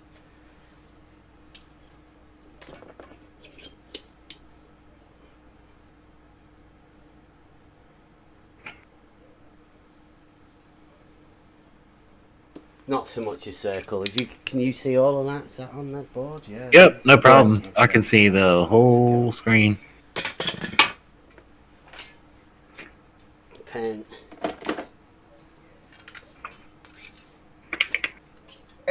Gently, that is my Discord link if you want to come in. So while he's doing this, real quick, I was shooting on the Chesapeake, and there was a woman reading a book on the beach where I was shooting. And about, I don't know, 45 minutes, she said, "What are you taking pictures of?" So I started talking to her about flat Earth concepts and whatnot. And then when I explained to her what her model says about the horizon and why the water apparently has a limit, and the minute I said that's where the curve starts, she said, "Well, wouldn't a boat just simply slide down that curve?" I said, "You need to hold on to that thought and just let that sink in, because you're asking the right question." Right, it's not logical. Hang on, real quick. Gently said, "Yup, there is no hump. Never has been. Never will be." Yeah. So there's a drop. Okay. Brilliant. No, there's no drop either. Oh. Gently knows it too. Damn it. Right, Gently? Travis, are you a globe earther? Well, if it's got a hump, it's a drop, right? No. There's nothing. It's a flat. It's horizontal. It's horizontal. That's too easy. Spice it up. Actually, the ocean is wavy as hell. If you guys have never been out there, I have. It's not flat at all. I mean, it's just insane. Right, okay. Unless you're at the Gulf of Mexico. Two triangles within a circle using diameter as the hypotenuse, right? Now, when you use a triangle like this is why right angle triangles are like they are. This is what happens when you use a triangle with this as the hypotenuse, and you put any point on the circumference and draw a point from each end of the triangle, you will have a right angle there. Now, as this point moves across there, this length of the side and this length of the side, right, these two sides of the triangle change in proportion to that. This angle always stays the same, but as this angle, right, this angle and this side of the triangle and this side of the triangle all change as it moves across. Now, the relationship of all of those, this side and this side and this angle, to where this is on the point of the point of the circumference, is all set. Always happens, always the same. Right? Now, when you log these distances and sizes and angles, you end up with a logarithm table. And it'll just say, if this is at 45, let's say here, right, at this point, then you do that, and you do that. This side is the same as this side, isosceles triangle. This angle here is the same as this angle. So the relationship of this side to this side, when these angles are the same, is 0, right? It's 1, right? It's the same length of side. So that will be your sine or your cosine or whatever, right? This is how trigonometry is worked out. This is how they know it.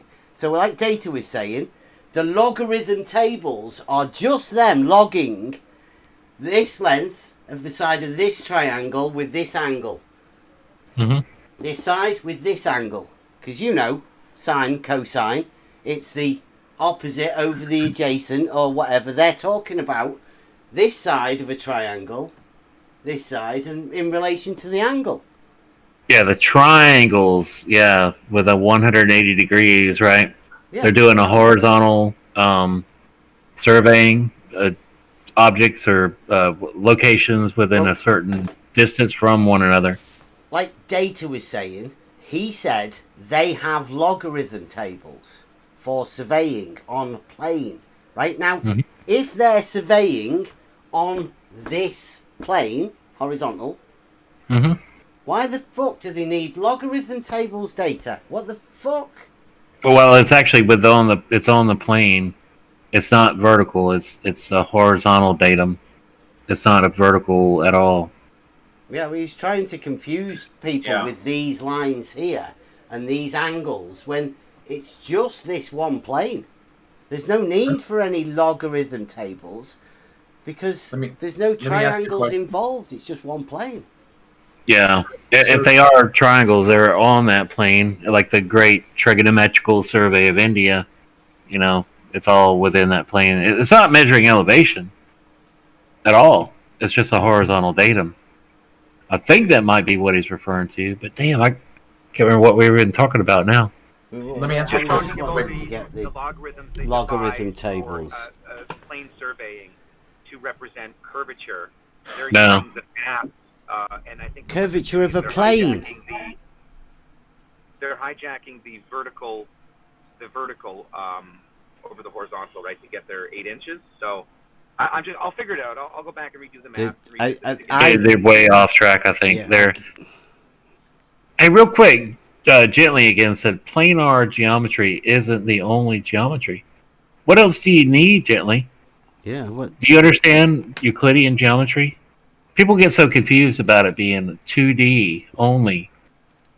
You know, you're never going to get those sagittas above the sea level. you have to be within the circle to have the sagitta. Yep. Fuck yeah. Yep. Let me ask a question real quick. Is there a shape description? I think I know, but I'm going to ask. Let's do the excuse me, hold on. The triangle that you have on the right, close to your theodolite over there. Yeah. If you didn't have the triangle but just the sagitta, what shape would that be? Sagitta where? Right in front of your theodolite on the right side of your board. You have to have a chord. You mean this chord here? Yeah. You don't have a chord. Take the chord out, and all you have is the sagitta. You've got the two lines. You've got the horizontal, and you've got the angle, and they both hit the circumference. I would call that a wedge. This is the only horizontal on there, right? Yep. Okay, but listen, when you cut a pie, right? If I'm going to cut a pie, and that pie has a circumference, each of those slices of a pie is a wedge. Yeah. Right. That's what I'm just trying to think, because so there is no triangle in a circle. Yeah. Because you don't have 180 degrees. You get two. That's all it is triangle. Yeah, that's all trig is this point and these lines moving around this circumference here and the length of the sides in relation to the angles as that point moves across. Call it the tangent point, right? Because tangent point's always where the right angle touches. Travis, if you want to look in the live chat, maybe that would help a little bit. I don't need your help, man. Well, let's just pretend like you found it yourself and I didn't actually put it there. What I found? I just found something. Yeah, I mean, this is just... I mean, people say that it's just basic geometry, really. Right? But it is Euclidean geometry. This isn't spherical geometry. This function of the right angle triangles is the basis of all trigonometric functions, right? The very Can we fact... say there's one geometry? Pardon? Can we say there's only one geometry? I think there's only one. This is perfect. There's no need for me to stray from this at all, ever. You can't improve it. Yeah, there's not spherical or planar. There's just geometry, and you Yeah. can do spherical. You can improve the trigonometry calculation by using calculus. Yeah, it's Okay, just, you can be more just precise. numbers, dude, right? You can be more precise using calculus. Yeah, on top of using numbers, trigonometry, yes. Yes, Yep. because there's no numbers in geometry. It's just the function of it in reality. Right. Yeah. Well, there's ratios, right? Numbers are the relative representations, Yeah, right? Like equals. The ratios. Yes. Yeah, ratios. Oh, we call it scale for people that don't understand scale. Or just call it ratios, yeah.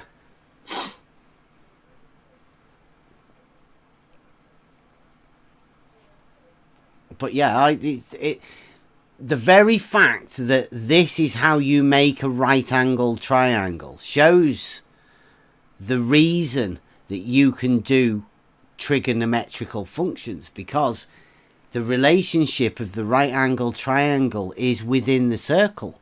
Now, the circle has a ratio of its own, straight line to curve, 3.14. So all of these things have a standard set ratio. And because of all of those ratios and the angles and the sides of the triangles and the angle of the right angle triangle within the circle, and the fact that this happens always, every time, gives us the chance to be able to predict distances and stuff by using a calculation of what we know of the ratios of the sides to the angles. Would you use a different word than predict? Well, I mean, what is it? What is it? Calculate. Well, it's still a prediction, right? I mean, you can say calculate, but what you are doing is you are predicting very exactly the length of the other side that you aren't going to measure. Because that's what you're doing, right? You aren't measuring it. You are predicting what it will be. Yeah, but then you verify. You're applying the principles of reality, right? Like, I know if I do this in reality, this will happen. You're just scaling that up. Yeah, I mean, you can't prove it if you can't actually do it and measure it afterwards, right? Otherwise, you're just saying words. Right, measure. Right. That's my whole argument with the horizon. You know, you can tell me, or Rumpus or whomever can tell me where they think the horizon will be based on my elevation and the model that he's going to operate under. But in order to prove or verify, there has to be measurement. Yeah.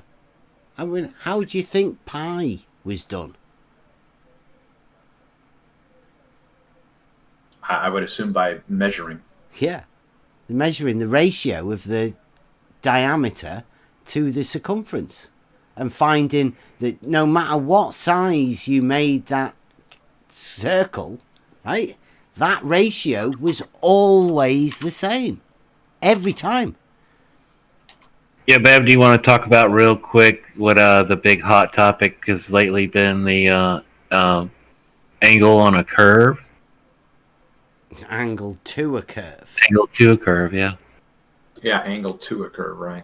Right, well, okay. That would be a tangent line, right? Well, how do you measure an angle to a curve? I say you can't.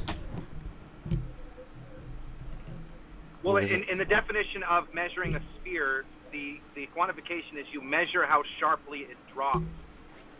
And the only way you can measure how sharply something drops is with a straight line. Angles are a product of straight lines. You can't have a curve in there. Exactly. The angle is the unique relationship between the lines. That's what it means. It's not at a given point. Well, okay, so this is what I heard when whoever it was that asked the question. If you have a 90-degree angle, and then you place that 90 degrees within a circle, you have a degree to the circle. Inside the circle. Inside, yeah. There you go. Yeah. Are you looking at the camera? Listen real quick, because I'm going to get back out and shoot because the weather cleared up here. But I've created a channel called New Earth Science, and Earth Science, not nude, new. Oh, I thought it was like a dating stream or something. Sorry, go ahead. Get your mind where focus, Cleary. Okay, here's the premise in my channel is that we simply talk about what we're talking about right now without mentioning flat Earth. So we're just talking about basic physical reality, and let the people who come across the channel be influenced by that natural phenomena. And so I'm thinking it's going to be a broad channel. It's going to have to do with everything with history, everything with education, everything with physics. But what I want you guys to think about is participating somehow. Find out if you're interested, right? If you're not interested, then no worries. But if you are, like, Write the Hand, Data, Bev, the shit that you guys do well, I envision short little infomercial pops of truth drops. Like I said, it can be anything: education, politics, medicine, talking about things that are contrary to mainstream consensus. So just put that in the back of your mind. And if any of that interests you, then let's talk about making sure. Very cool, Travis. Like, moving on from the debate with the globe model on to reality. That's great. That's exactly what we're doing. I think a lot of people are doing that now. I got your link for that, your Discord over in the YouTube chat, and it's right here in the live chat as well. Which one did you do? About reality. New Earth Science server. Oh, okay. Is that the right? I see it. Yeah, that's it. Yeah. Watch yourself. Careful out there. Yeah, I'm going to be listening, but I'll be walking to the observation point. So cool, man. Maybe you can show us what you got out there if you get a camera set up or something. Yeah, sure. Cool. All right. See you later. Check you later. Can we do the yeah, absolutely. the angle now, right? Now, to me, this is an angle, right? An angle is the division of a circle into 360 degrees, right? It's just into 300 and whatever parts, or any parts. It doesn't really matter whether it's a quarter, half, or whatever. It's the beginning of Euclid says about equals. It's all about equals, right? So if it's a division about the radius, then an angle is always in between two radius lines. I mean, everybody knows that radius is a straight line. So I'd say got to be two radius lines. But I mean, let's just run over it, because there are people that obviously say it's not. Now, we know an angle, we've got that to measure angles. So let's say we've got this curve here. Right? Now we want to measure an angle to that curve. Put this on here. Oh, we need a starting point, right? Here. This is where we're going. So here's your 0. Now, actually, that doesn't even work because it's not even on it. So we'll have to move it across here, because that point there, there's a 0 point there. Now, the angle to here is 30 degrees, or just short of 30 degrees.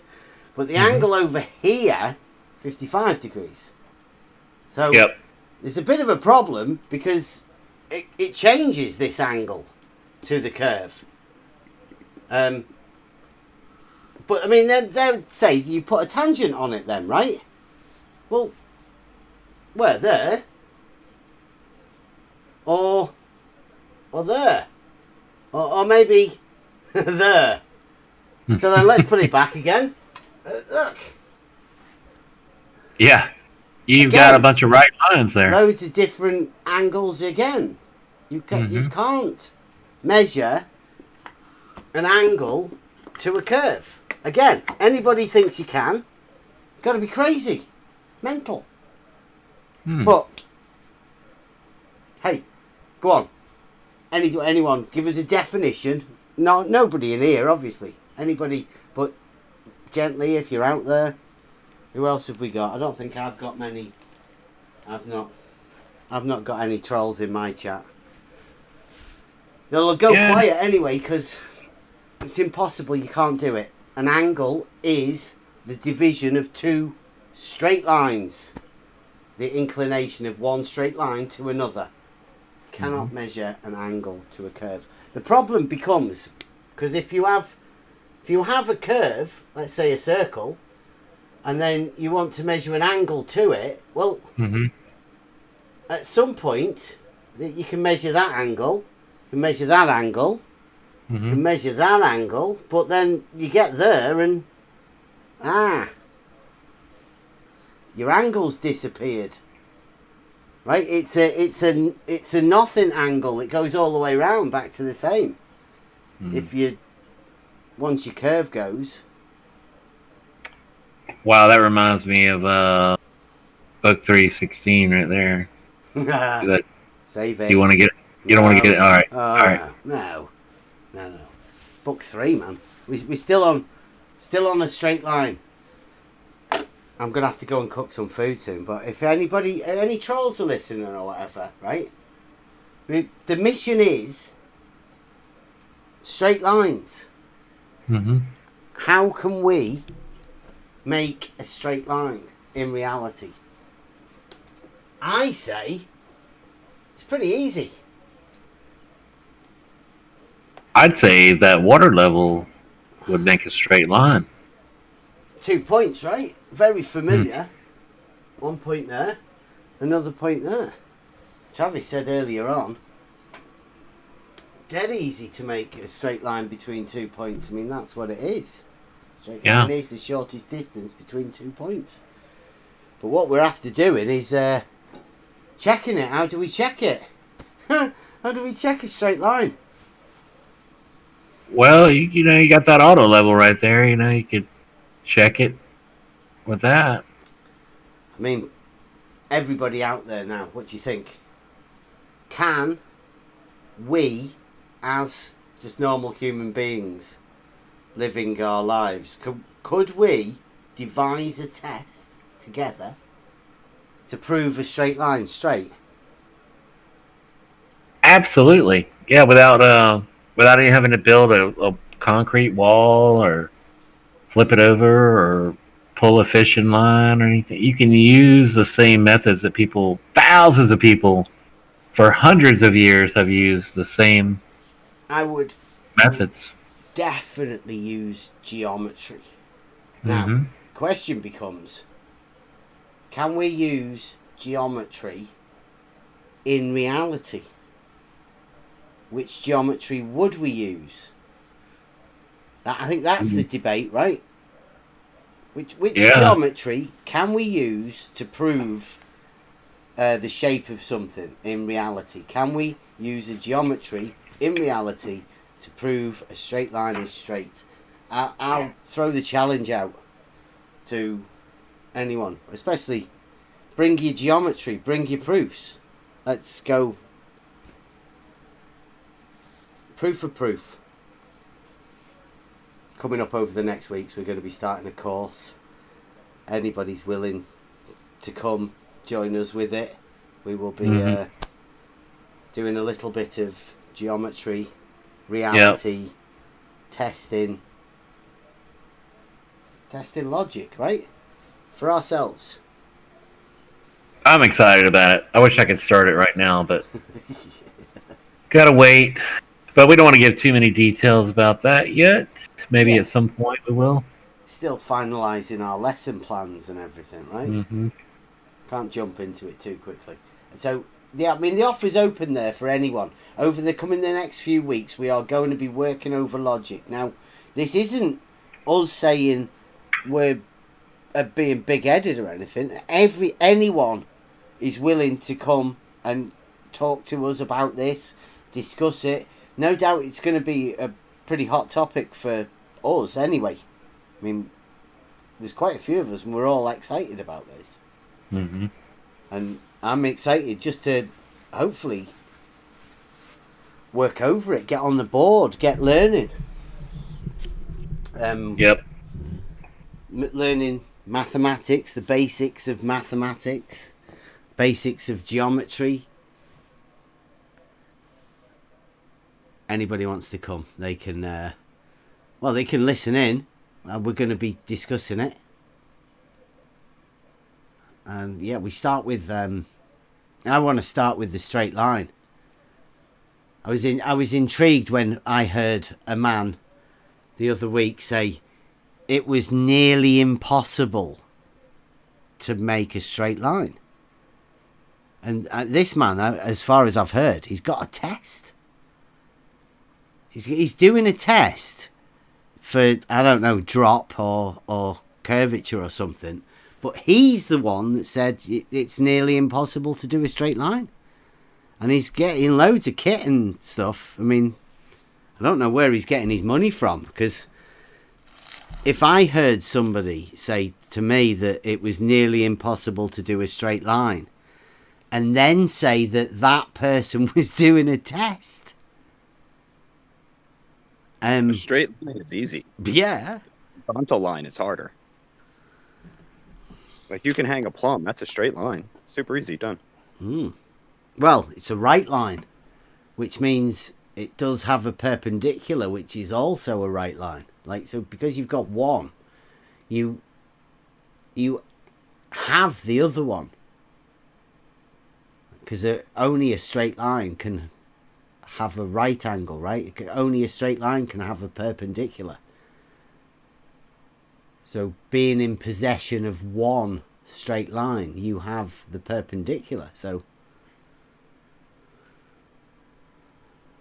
it would work both ways, right? If you have a level, then you also have the perpendicular, which is vertical. If you have the vertical, you also carry around with you the level. They're both linked together through the right angle. The necessity of the two straight lines. Do you need to go and cook, or I can. The kitchen's only there, so I mean, okay. If you want to, I'll chuck this off. I'll shoot my video off. Put myself on the chat. Yeah, I want to stick around. I like this. Yeah. There's a lot of people in here. I wasn't gonna go anywhere either. Paige, you want to come in or gently? I can start sharing the hell out of this stream here. If we want to bring some people in, or we can plan on live streaming again tomorrow. I think we've been going for a couple hours. About where is it at? About 2 hours and 15 minutes I've been going here. Encourage the conversation. I think I'll go and start sharing the show everywhere. Because I have heard just very recently that spherical geometry is the geometry of reality. I mean, it was today. Joe on Twitter said that there are no parallel lines in reality. They just don't exist in the geometry he uses.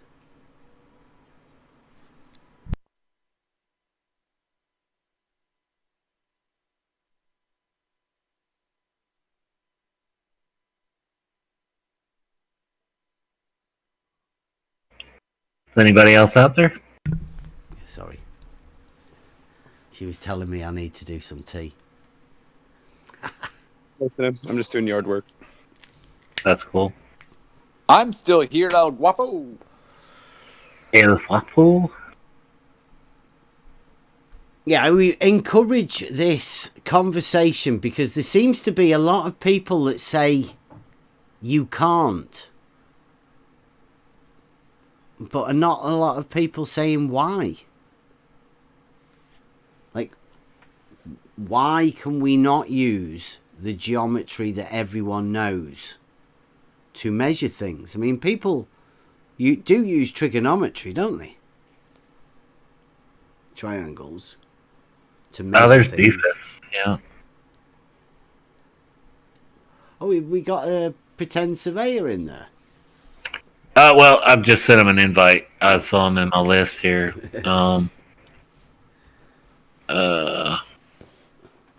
Try not to invite total knuckleheads, but whoops, I invited B-Ball for life. Larry GPS. Oh, Larry, please, Larry, come over. Larry's the one that has commented on nearly every one of my videos. Oh, Dr. Bob. Never wants to come and have a chat. Dr. Bob won't come. No.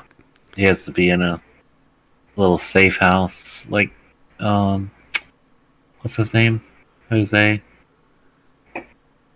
Oh, I think we got a reply from Bob already. It probably says, Wow. F off. Yeah. Why would I want to come over there?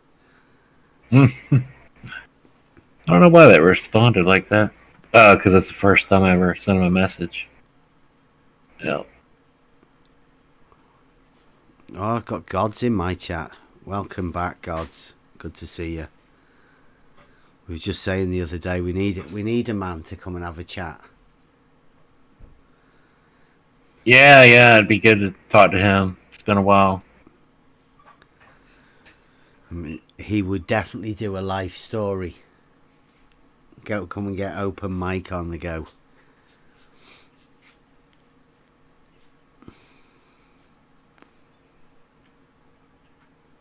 Yeah, let's see.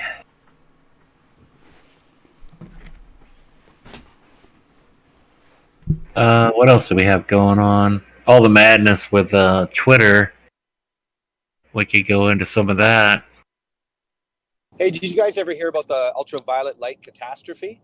That's a great introduction into how classic physics got hijacked and how Planck introduced theoretical physics regarding the ultraviolet light issue, which is brightness versus energy and the correlation. I guess they couldn't apply classic physics to celestial observation. There was a problem, so Planck quantified the issue with theoretics, and therefore classic physics first introduced Planck's equation, therefore accepting theoretics as an answer. You guys know that?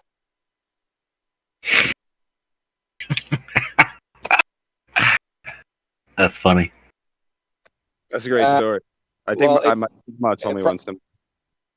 Brandon might take it up on his show and talk about how Planck theorized heat energy transfer.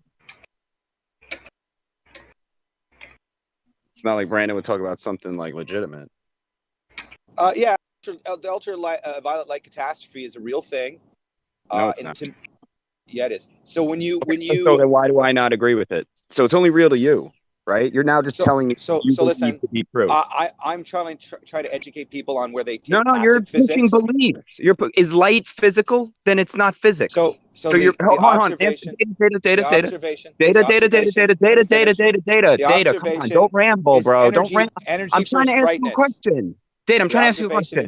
I know, but I'm trying to ask you a question. Let me ask you a question. Okay, you're just classic physics. We can see energy and brightness. Okay, you can see energy. Why are you referencing this? So ridiculous. Can you see energy? Tell me what it looks like. So, with the ultraviolet light. No. You said we can see energy. You said we can see energy. Don't repeat yourself like an idiot. What is energy that you can see it? We see a form of brightness correlated with. You said we see energy. No. You said we see energy. What is energy? What does it look like? So brightness from an object. Okay, is a source of energy. That brightness. You said we see brightness and energy. What is energy? What does it look like? Don't say brightness because you separated those two things. So brightness is the intensity. No, intensity of I didn't energy. want brightness. I said, what is energy? Don't start with what is brightness. So I said, what is according energy? to classic Not according physics, to classics, bro. So according to somebody told you, this is what energy is, but you're telling me facts. if we take a metal, Don't tell me what we take, bro. You haven't even defined Stop energy. interrupting me. We'll move on. Stop But you didn't answer the So if question. we The take- question if is, we take a piece don't of tell me what you metal take. and we heat that metal What up, is energy? Is it hot metal? there'll be a correlation to the amount Is of energy hot metal? There'll Is be a energy hot metal or hot metal? In this case, it's heat. Okay. Okay, the so form of what is energy in heat this though? case. But what is heat? Is heat or is heat hot metal? In this particular case, they're looking at the element being heated up No, okay, and so turning a hot certain metal. color. Okay, so Yeah. hot metal. So you don't have heat. Hold on. Let me educate you. You don't have heat. You don't have energy. You don't have brightness. You know what you have? Hot metal. Now, hot is describing the metal. So all those things you just manifested with words you do not have. So like when you say energy and you say brightness, you're just conceptually bullshitting everybody right now. The only thing you have. There is a Hold correlation on. I'm not done. Don't between interrupt me. brightness and energy, right? What is energy? Again, hot metal. Energy is a form of A form of what? Well, it's a form of either heat. Heat. Or What is movement. heat? What is heat? What is movement? Well, movement is a position from one to another. Okay. Do you need an object to move? Do you need an object to move? Well, you need a transfer. No, you have to have an object to move. No, and what is energy? It's the movement. Okay, can you move? Movement. Can you move something without the something to move? Can you move? Can you move nothing without something to move? No. No. Can you move? No. Okay, so in order to move, you need something. So when you say energy, you really mean the movement of an object, right? So the source. No, hon. Don't just say so. Don't just say so. No, don't say the sun. We're talking. No. You're the source of energy. No, not the sun. No. No. Gotta stop you. We're talking movement. Hold on. We're talking heat. We're talking heat movement. Why you gotta stop me? Because you're rambling about the sun. You're rambling about the sun. Now, when you say Transfer energy, of energy, that's it. Okay, the transfer of energy. What does that mean? You're talking about the movement of something, right? Sure.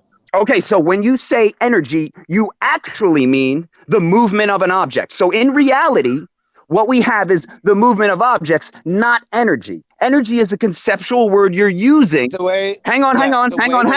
This is the key point. Don't interrupt it. This is the key point. This is the key point. No, don't know.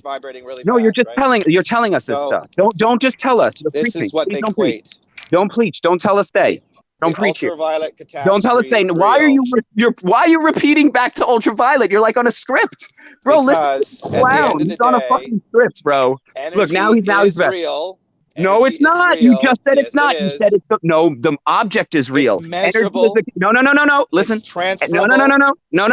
Hold on. It is. No, okay, hold on. Listen, then if you're so right, don't rumpus over me. Let's have a conversation. When you say energy, do you refer to the movement of an object? Yes or no?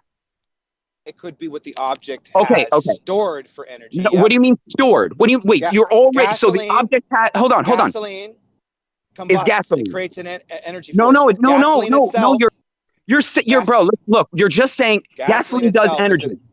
No, gasoline matters. Energy. Gasoline. Okay, energy. if you didn't have the gasoline, do you have energy? What are we talking about?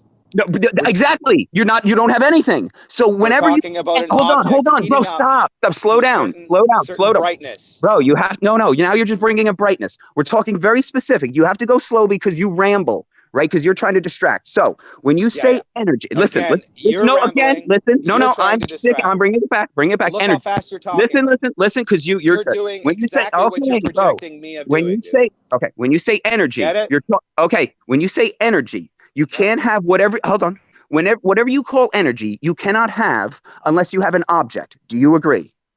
So how steel is heated up? Hold on, bro. I'm asking you a question. Please another address my energy question. source. Please that answer my energy question. Source could be. Bro, you're just rambling. You're not here to have a conversation. Right. This is why this is why you get muted. You're like, why do people mute me? Because you talk shite, and then when people are trying to have a conversation, you're projecting. I'm asking you another. I'm going to ask you this question again. I'm asking you a question again. When you say energy, descriptor, bro. Okay, so energy is not real. So are descriptors real? It's a descriptor. Okay, are descriptors real? Okay, hold on. But are descriptors real? What we're seeing. But are descriptors real? What we're seeing and what we're Are observing. the descriptions real? So the descriptions. Hold on, no, but observing, answer this question. It's very specific. Are the descriptions, words we use, real? In what? No, context? you're not In answering this because context? I know you don't want to answer this. I know you don't In the want. 'Cause context. You feign intelligence data. In the context. Listen. Buddy, Is listen. You project. You speak no. You fast, don't feign intelligence to somebody that is intelligent. and Is the description word real? It's a very simple question. Please address this question. You have nothing to describe the phenomenon. Okay, hold on. No. So I'm not asking that. I'm not asking that. I'm asking, is the description word real? That describes an observation. No, okay. Now we're not. No. Listen. You said the description word. No, I'm not trying to do anything. I'm trying to get you to agree. No, I'm just trying to talk to you. And you're talking. You'll never get me to agree whether a descriptor is real or not. Okay, why not? Why not? A descriptor it's just of what? a descriptor. That's it. But what is it a descriptor observation. of? Can you describe nothing? Can you describe nothing? So when we look at steel, hold on, answer me. Can you describe nothing? The amount of energy. Bro, you're just repeating yourself like a moron. Steel, bro, listen to this guy. Look at this guy. Look at him just repeating. The amount of energy. Bro, it's crazy. This guy's he's a troll. He is a straight fucking troll. He just comes here to obfuscate. He's a rumpus. That's what he is. He's a rumpus from there. Well, I try to give him chance after chance. Oh yeah. So it's been kind of entertaining, but do you want to keep going with him or not? No. I just want to address it because he's not addressing me. What I'm saying when he says heat, when he says energy, I'm saying what in the real world does heat and energy translate into? Can I hold just energy? Can I hold just heat like it's Star Wars? No. You are describing the physical interactions of physical objects because we live in a physical reality. Now, if you're going to say there are non-physical things that exist in our reality, like energy, which is non-physical, right? Then you're talking religion, souls, angels, non-physical things that exist in our reality. They don't want to have this conversation. They just want to assert that forces and reality and all this nonsense, bro, because they believe in light and energy. But energy is describing what physical matter does. Energy is not a particular thing that exists in this world, and he cannot accept that. And it's just a descriptor, bro, to describe an event that's observed. That's all it is. You're having an issue with the descriptor. So instead of you're saying the descriptor is real. Instead of energy is a real thing. It's not. Of avoiding. No, you are avoiding. Is energy the real thing, or is it the description of a physical thing that is real? So in the observation, you're just not addressing. Wow, listen. Observations. Bro, if you're so smart, I'm trying to address. No, you're talking something else. You're talking something. I never said observation. I never said observation, bro. You've got no argument. But I do. I'm saying is the description what we see? Okay, but are we seeing the description?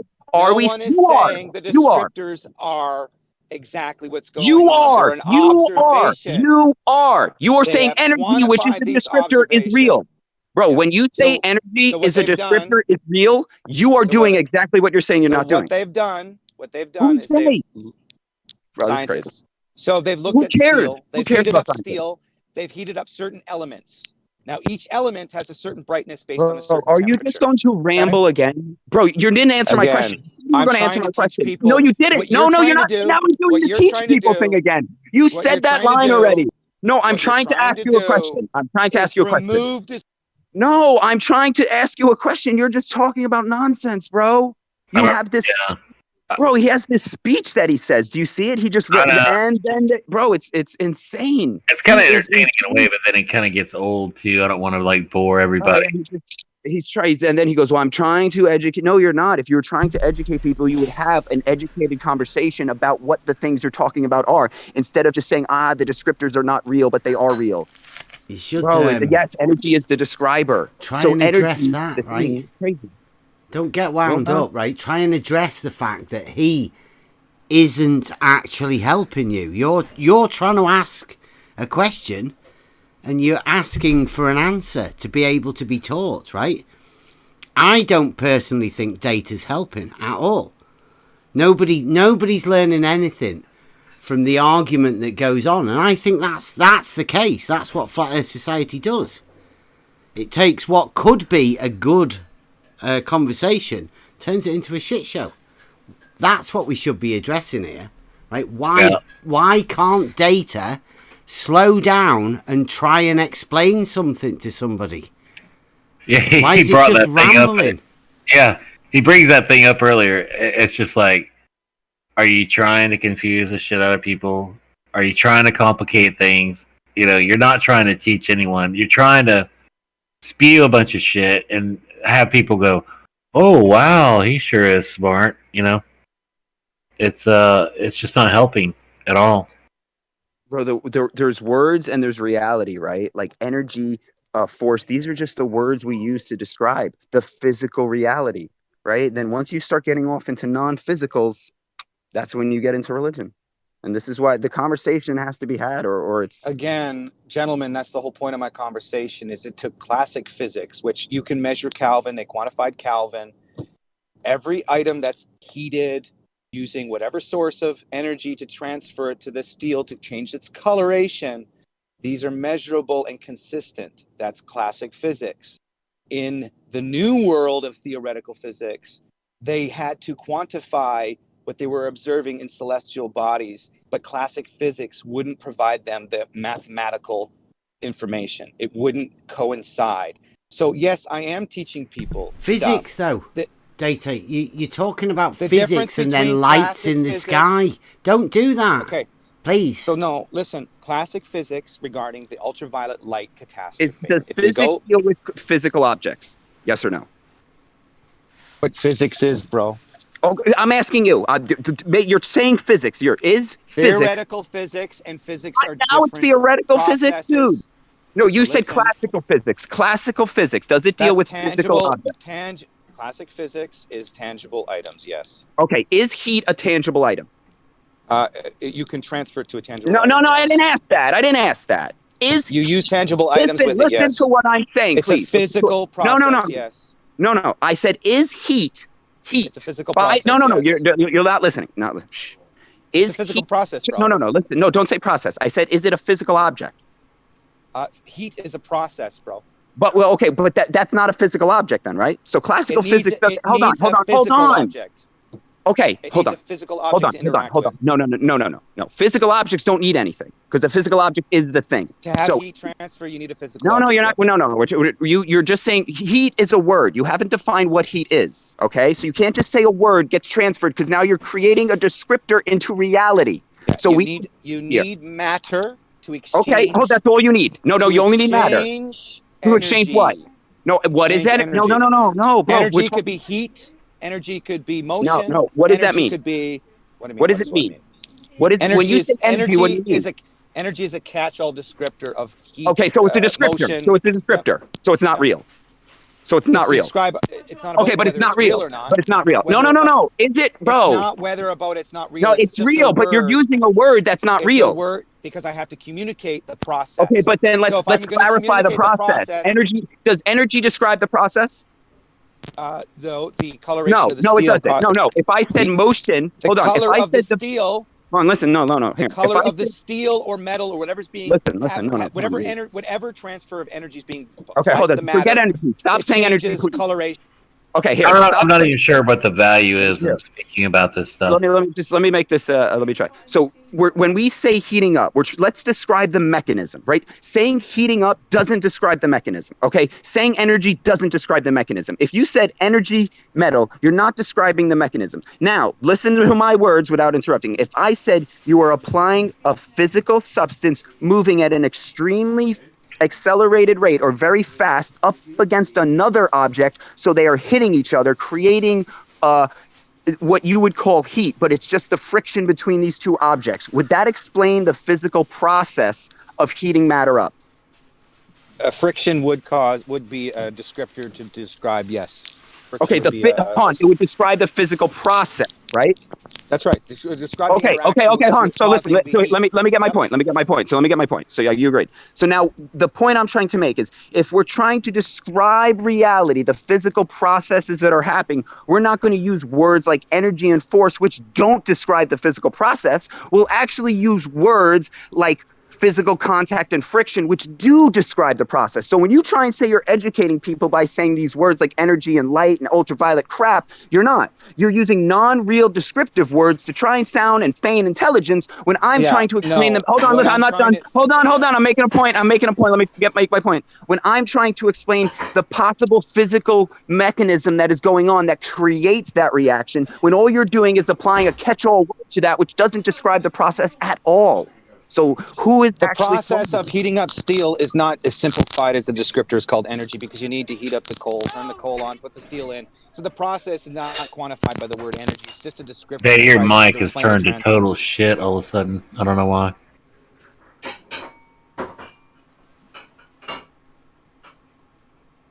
If you want to feign more intelligence, try and describe the physical process that's getting on. Don't just apply something else. One second. I don't know if you guys can hear me. I have to. Yeah, I'll be right back in like 5. Bro, catch-all descriptors don't fly with me. God is a catch-all. I just don't see the point, really. I mean, okay, so let me describe the point. Can you hear me? The point is the difference between theoretical conceptual ideas using descriptors in that format and the same process with classic physics, still using descriptors, but it's recognizing the when they branched out from actual applied physics. He's got somebody screaming in the background.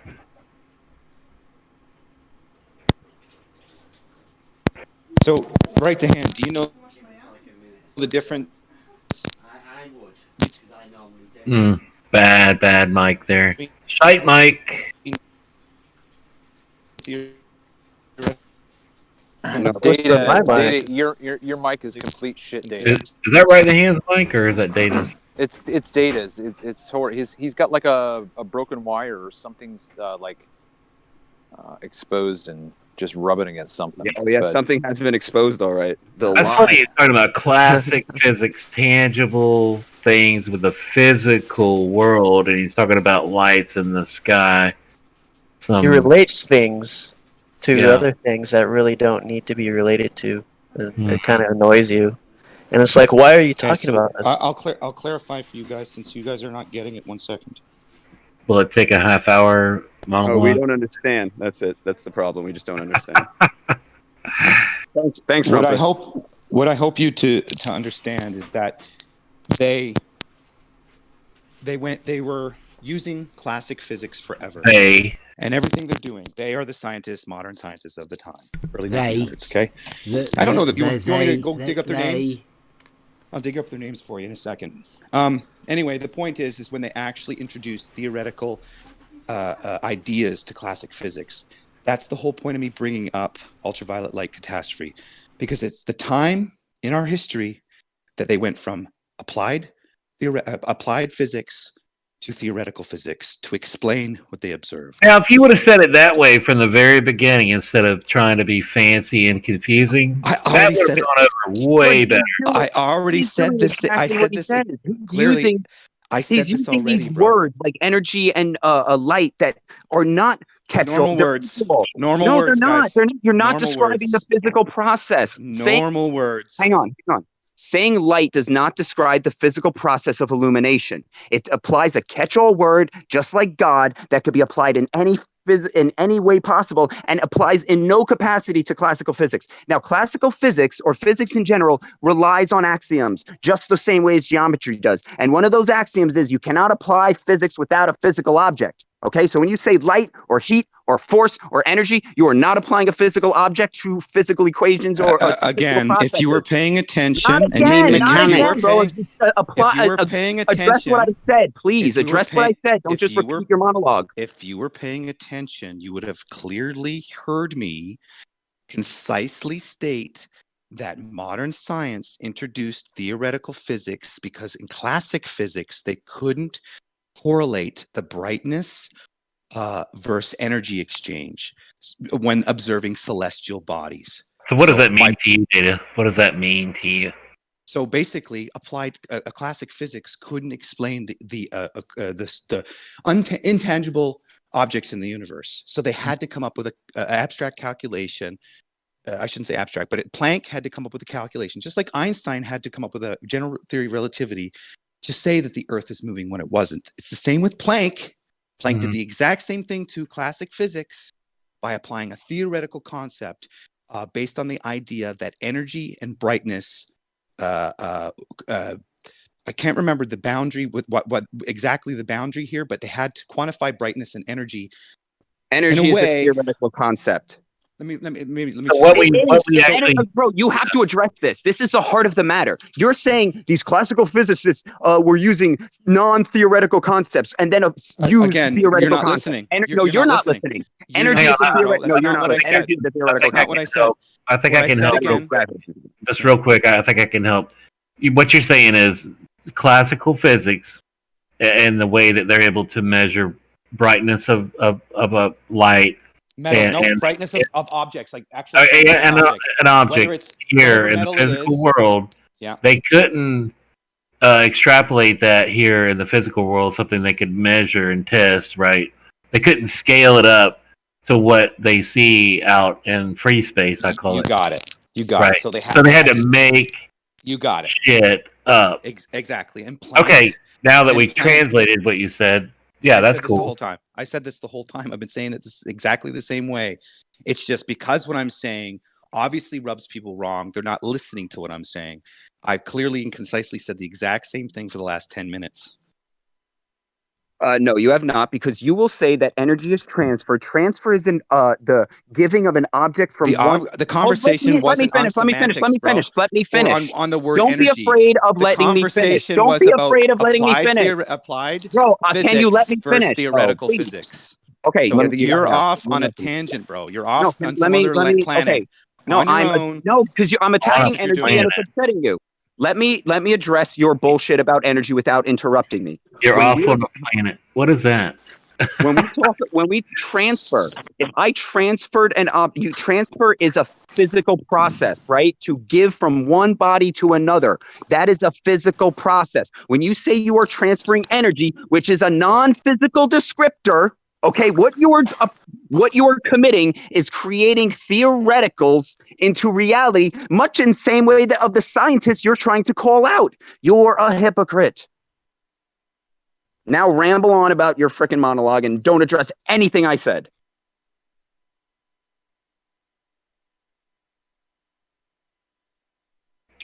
Well, it looks like Chucky Brad Boy's still at it. So right the hand. You don't like how I'm describing things, that's fine. But the argument isn't about the descriptor. It's about what classic physics did. A descriptor into reality. It's what classic physics transferred did. From one thing to another. Let me finish, dude. You didn't address my claims, though. You're just going to ramble on about your spiel again. The argument isn't about my argument is that energy. Yes, it is, because you're saying energy is transferred in classical physics. I'm saying no, it is not. Classical physics.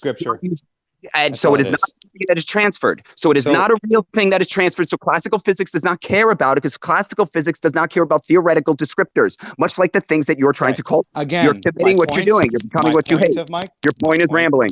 My point in the conversation was to give you guys, anybody that's interested in the ultraviolet light catastrophe, it shows in modern science, when they went from classic physics to theoretical physics, it actually shows you what they did, because they couldn't explain what they were observing. They couldn't find the mathematical formula to do it. According to classic physics, which is applied sciences, which is tangible, repeatable experiments you can do with exchanging energy, and each metal that observed under that stress of energy changes brightness. They can measure that here on Earth. They use spectrometry to do it. It works fine. But then there's a big mistranslation on what they observe in space to how it works here on Earth. That's my point of the conversation. That's always been my point of the conversation. You don't measure brightness. Brightness is a relative thing, right? Brightness is based on energy. The more energy you got, the more brightness the object. Wait. How can brightness be based on a descriptor? Can you measure energy? No, because it's a descriptor. Yeah, you can't measure it. You can't measure. No, you can measure. No, you can't measure a descriptor. You can't measure a descriptor. Can you measure love? Can you measure love? Love is a descriptor. Volts, watts. Okay, but no. Measure radiation. Bro, hold on. Slow down. I'm not talking about any of those. It doesn't mean the Earth's a ball because we can measure. It doesn't mean the Earth's a ball because we use the word energy. It No, doesn't but mean the are Earth's a we ball measuring? because we use the word energy, No, guys. Give it a break, man. no, we're going to always, right? We're always going to follow logical thought processes. Just because we left one illogical thought process of the Earth being a ball, we're not going to say, hang on, let me finish. I was talking, Data. Let me finish. Data, let me finish, please. Let me finish this. So one illogical thought process that the ball earthers believe is that Earth is a ball and energy is powering the spin of the Earth. They think that energy is their word. Now, when we break down their bullshit and start new logical thoughts, we don't use their illogical foundation. Every time you say energy, you are creating a descriptive word into reality, and you just do not want to address this. Use a different descriptor word, or you're just going to keep sounding like you're creating theoretics into reality. Descriptors cannot be measured. You can only measure physical matter. These are the points bud, we need to be teaching people. Yeah, listen. Do you understand what my conversation's about, though? Are you just fixated on the word energy? No, also light, because ultraviolet light, you're going to say is a wave of nothing, right? You're going to say it's a physical wave of nothing. A wave is a descriptor. Wave is a descriptor of an object. So when you say a wave of light, ultraviolet wave of light, you made a descriptor real again, because that's all you do. That's all you do. So Ultraviolet light is real. But no, we'll talk about wave. It's a measurable. What are you measuring? What are you measuring? What are you measuring? The wavelength of light. Oh, and what is a wave? A descriptor or a physical object? Violet light. Listen. No, listen. Is a wave a physical object or a descriptor of a physical object? Bro. You know you're wrong. So just 200 nanometers versus 700 nanometers have a different wavelength. What is that? The difference between the waves of what? So what did you measure? If you have a parameter, what? No. That parameter is Data. Don't ramble. Data. Bring it in. You're not listening. No, you're not struggling. listening. It's all good. You're struggling. You said it's a wave of light. Each okay. frequency Hang on. vibrates. No. Frequency of what? The wave. Bro, you're just. I don't care what it is. It's the signal that vibrates. Okay, but when you're just saying something, if you say light is a wave. Wave means the up and down motion of an object that has a peak and a valley. Now, in order to measure the peak and the valley, you need a physical object to peak and valley. Now, you don't have that with light. So you are... Hang on, I'm not done, bro. I'm not done. I can create light with magnets and a No, you can't create light. Okay? What are you creating? Did you create a descriptor? I can create a 200 nanometer beam of light. I can create a 500 nanometer. What is a beam of light? Descriptor of what we're observing, bro. Okay, it doesn't so you're mean not that it's creating not a there. descriptor. Doesn't mean that it's not there. I'm creating something we can describe as light. So you created a thing. So the 200 nanometer has different frequency vibration than 700 nanometers. Data, why do you do this? Why do you do this? Bro, I kick it. Bro, don't give him a platform. That's why he's just trying to obfuscate every fucking point. I want to talk about I want to talk about this, what he's trying to talk about, and he just will not. He just goes right past. Is nobody else? This is crazy. Are you done with it? Yeah, I'm totally done. He's completely. All right. That's cool. That was fun for a little while, though. And very annoying. Hopefully you guys are still there. There you go. This is just as real as like the logic of Euclidean geometry, right? We're describing reality, and we don't use non-Euclidean terms or non-reality terms. Like he's committing the exact same fallacy that every other illogical person that believes illogical things about the Earth does. This is why we can't think like that. Like, and if you're going to think like that, you're going to have to address the foundation of your beliefs, not just preach without having the conversation at all. Yeah, it looks like another troll just popped in. Fuck you, Turnip. Fucking turnips here. No, I'm kidding. No, he doesn't understand what we're about, in a sense. Chucky Brad Boy in here. I've tried to get him in here. Fucking prick. Looks like Data's back. Data's back. He's on mute though. Alright. I told him, he's like, why'd you kick me? I'm like, if we kicked you, you wouldn't be fucking here. You just did. Yeah, I disconnected. That was all. Well, I think we all have the same fundamental beliefs, right? Mm-hmm. Like, so it's like when you go against those for so long, it's like you can't have a platform. And what's the point of us having this conversation with them? if you're just gonna spew all this nonsense we have no agreement about. It's using these words and then going into other things that really have loose connections to, and then just making a whole mockery of whatever the first thing that we were saying. Mm-hmm. Yeah, there's a way to speak in a way that makes it clear for everyone to understand your point. Then there's a way to speak where you're just speaking flowery language, trying to impress, and that's what data does. I don't know why. Yeah, that's like geometry is so simple, right? It's very simple. Points, straight lines, intersection of straight lines, right angles. It's the words that we use. That's why we create this. The act's very foundation. We have to apply that same to physics. There has to be foundations. Before you do physics, you need an object. You can't just start saying waves and all this stuff. It's nonsense, man.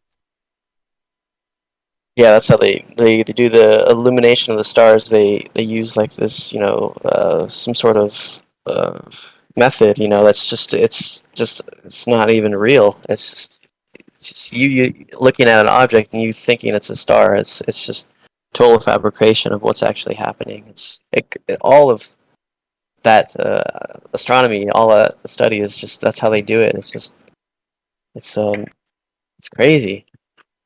Even with astronomy now, it's just like you can't even be an astronomer without having to do data at the beginning. You can't even get satellite time or telescope time anymore to do anything, for any observations or anything, unless you like proving yourself or you've been there for a while now. It's just even when you do that, it's like you're looking at a bunch of nonsense, just a bunch of light basically, and you're just observing the light. Non-tangible energy. Yeah, it's just energy. The descriptive words for the physical reality we live in. Right? You could call people can, and this is the thing. This is why it's so. You could say that energy is God. You can say that it's the unphysical mechanism that makes this all operate. It's the same thing. These are religious terms. Yeah, a lot of them actually believe that everything is just emanating its own energy. Everything is just there, just at God frequency. We're all experiencing it. God, you are the God in a sense. I think some Korean religion did that. I think Confucianism maybe, or Buddhism. Yeah, like when you look at light, it's a perpendicular, right? There's a magnetic and there's an electric property to light. Let me share this somewhere. Hang on. Is anybody hanging out in live chat? Or I think everybody's in chat thread pretty much. But I'm putting that in live chat. It's really cool if you look at that. There's tons in optics right there if anybody wants to research it and make that your own baby. It is what it is. But, in the polarization of light, you're able to take that unpolarized light and you can cut that horizontal reflection out of it. And that's all you're going to see is that perpendicular aspect of the light, right? The magnetic aspect of it. Yeah, that's it. You're not looking at any sort of object emanating from it. It's like the sun. What are you looking at when you see the light from the sun? Are you looking at an object? No, you're just looking at it as some light, basically. And that's clearly demonstratable. Fata Morganas, they cut a line right in the light you're seeing, so it looks like it's emanating from something, but it's not. It's just you're looking at whatever it's coming through. That's the lens, and it's and you see refraction probably. Yeah, what they call refraction though really is a little bit different. Yeah. From the real supposed science. You're talking my language. I'm trying to find animation. Not to preach, but I would say that if we're going to try and talk physics or anything that's related to our world, right? Let's keep it in the physical mechanisms. Let's stay away from these catch-all words, right? Because when you get into the catch-all words, curve is a catch-all word. Yeah, I mean, if you can use a vertical polarizer and you're able to, change, the polarity, right? You're able to eliminate aspects of the vertical light. That's a real thing that you can demonstrate, right? Like the double slit experiment. Certainly, there's some polarity going on there, but they don't really ever talk about that, do they? They just talk about observer dependent, results and shit like that. But look real quick. Go ahead. Sorry. Do they have because I bought some more expensive lenses. One of them, you can adjust the polarization. And I haven't seen anything that I can determine to be an improvement on what I already had. So my question is, have you seen anything that is available for, hobbyists to take advantage of something that has that kind of capacity? That would be a question probably for Wide Awake. I'm not sure if he's looked into it. I don't know if anybody really has. But when I look at this animation here, go ahead. I was just going to say, just because your hypothesis that calibrating the right polarization will cut through the mirage. Can anybody explain polarization? That would blow my mind. Yeah, are you watching this? I should be sharing my screen. I'm sorry, I'm just sitting here thinking everybody's watching what I'm watching. But here we go. You can look at this right here. Yeah, the polarized light. That's the wave of nothing. That's what that is. That's your wave of nothing right there. That's what you're looking at. You're looking at a non-physical wave of magical nothing. Mm-hmm. All right. Well, anyway, the unpolarized light comes down. Okay. The unpolarized light. It can't. That cannot be what's happening. Hang on. The unpolarized light is coming down. Okay. It gets refracted into the more dense medium, which is the water, and then the horizontal reflected polarized light is what you're seeing, right? And that is what I believe creates the inferior mirage.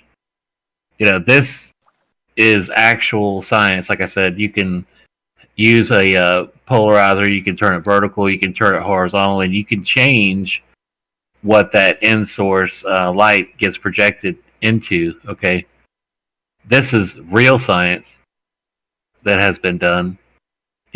Call it what you want. That wavy line is not real. Well, that wavy line is a representation of that aspect of the light. Okay, the light is But now you've reified a theoretic. Okay, you have this theoretical wave, which you call light, and then you bring it to reality and say that's what you're seeing. You're doing the exact same thing data did, dude. Hang on, the wave is demonstrating the frequency of the light.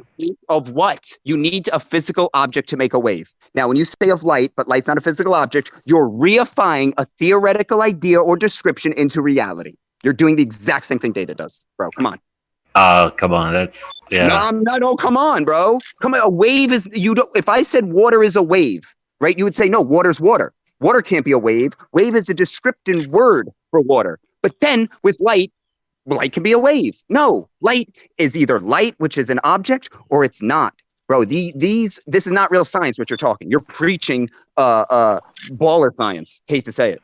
Yeah, I'm not really preaching anything. I was just sharing some things I found. Yeah, well, hey, then just be open to me, kind of attacking and saying why they can be wrong, right? Yeah, you got to have an object to wave. So if you have demonstrations that can prove this stuff wrong, I would love to see that, and then I can go, "Wow, this was some bullshit." Okay, so what we do is I don't need to demonstrate, right, the axioms of reality, right? Like when we start talking about geometry, I don't need to demonstrate that two lines are parallel. You can understand that, okay? Now in physics, I can do the exact same thing in saying you can't have a wave unless you have a physical object that is making that pattern, right? I don't need to demonstrate that to you. I've explained the logical axiom behind it.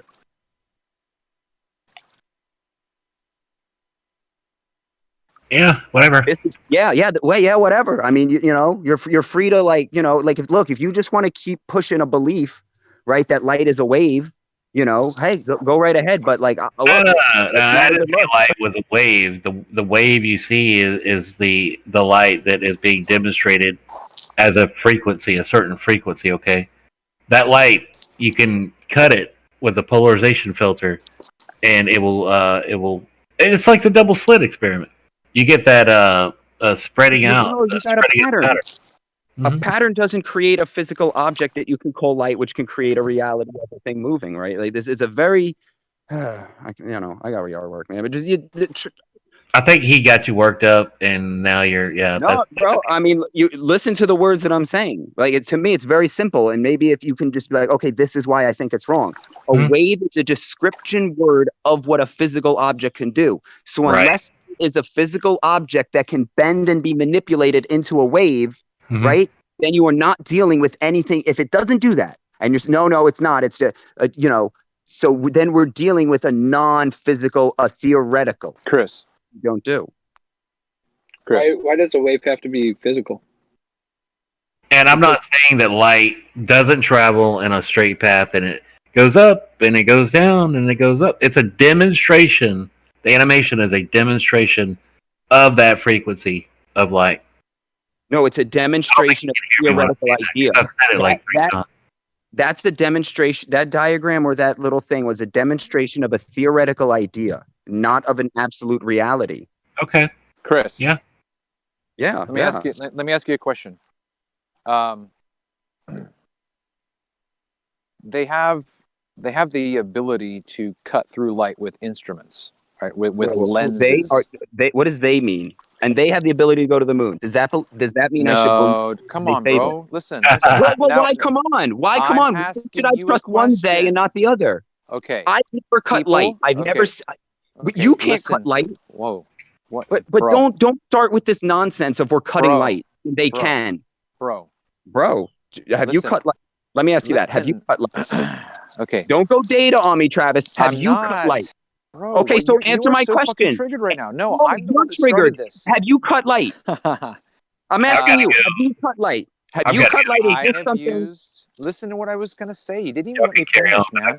Well, I want to address cutting light before you reaffirm that cutting light let me is real. start over again. Let me start over again, please. Can I start over again? Hey, can you guys hear me talking at all? Anybody? Can you hear me? Okay. Hey, I've got to go eat right now, and y'all can hang out here. That's cool. But Bev, are you still around? Anybody? I think most of you guys are mods. You're gonna be okay, aren't you? I'm here, Cleary. Okay, yeah. I think we can make it. Here? I'll keep an eye on them for you, darling. Oh no. She can take care of y'all. I'll keep it calm since nobody's here to watch this. All right, so let's start over again. Okay, so when I'm out on the Channel Islands, and I cannot see Santa Cruz Island with any clarity because there's a haze in the air, right? There's something that is obscuring the clarity of my vision. And then I put on a UV lens. And then all of a sudden, I can see the fucking topography, man. It is lit up, right? Okay. Yeah. Okay, great. So all because I appreciate your analytical criticisms, I really do. So my question is, while I appreciate your criticism that we can't quantify something that's not physical, we are able to manipulate what we see by using a lens that somehow they know what to do. Like they knew how to make an ultraviolet lens that would let me see that topography 20 miles away. I don't think they knew how to do it. I think what they did was they didn't know. They just started making lenses, right? Yeah, And then I get one it. day I they were get it, like, bro. "Oh, look." Yep.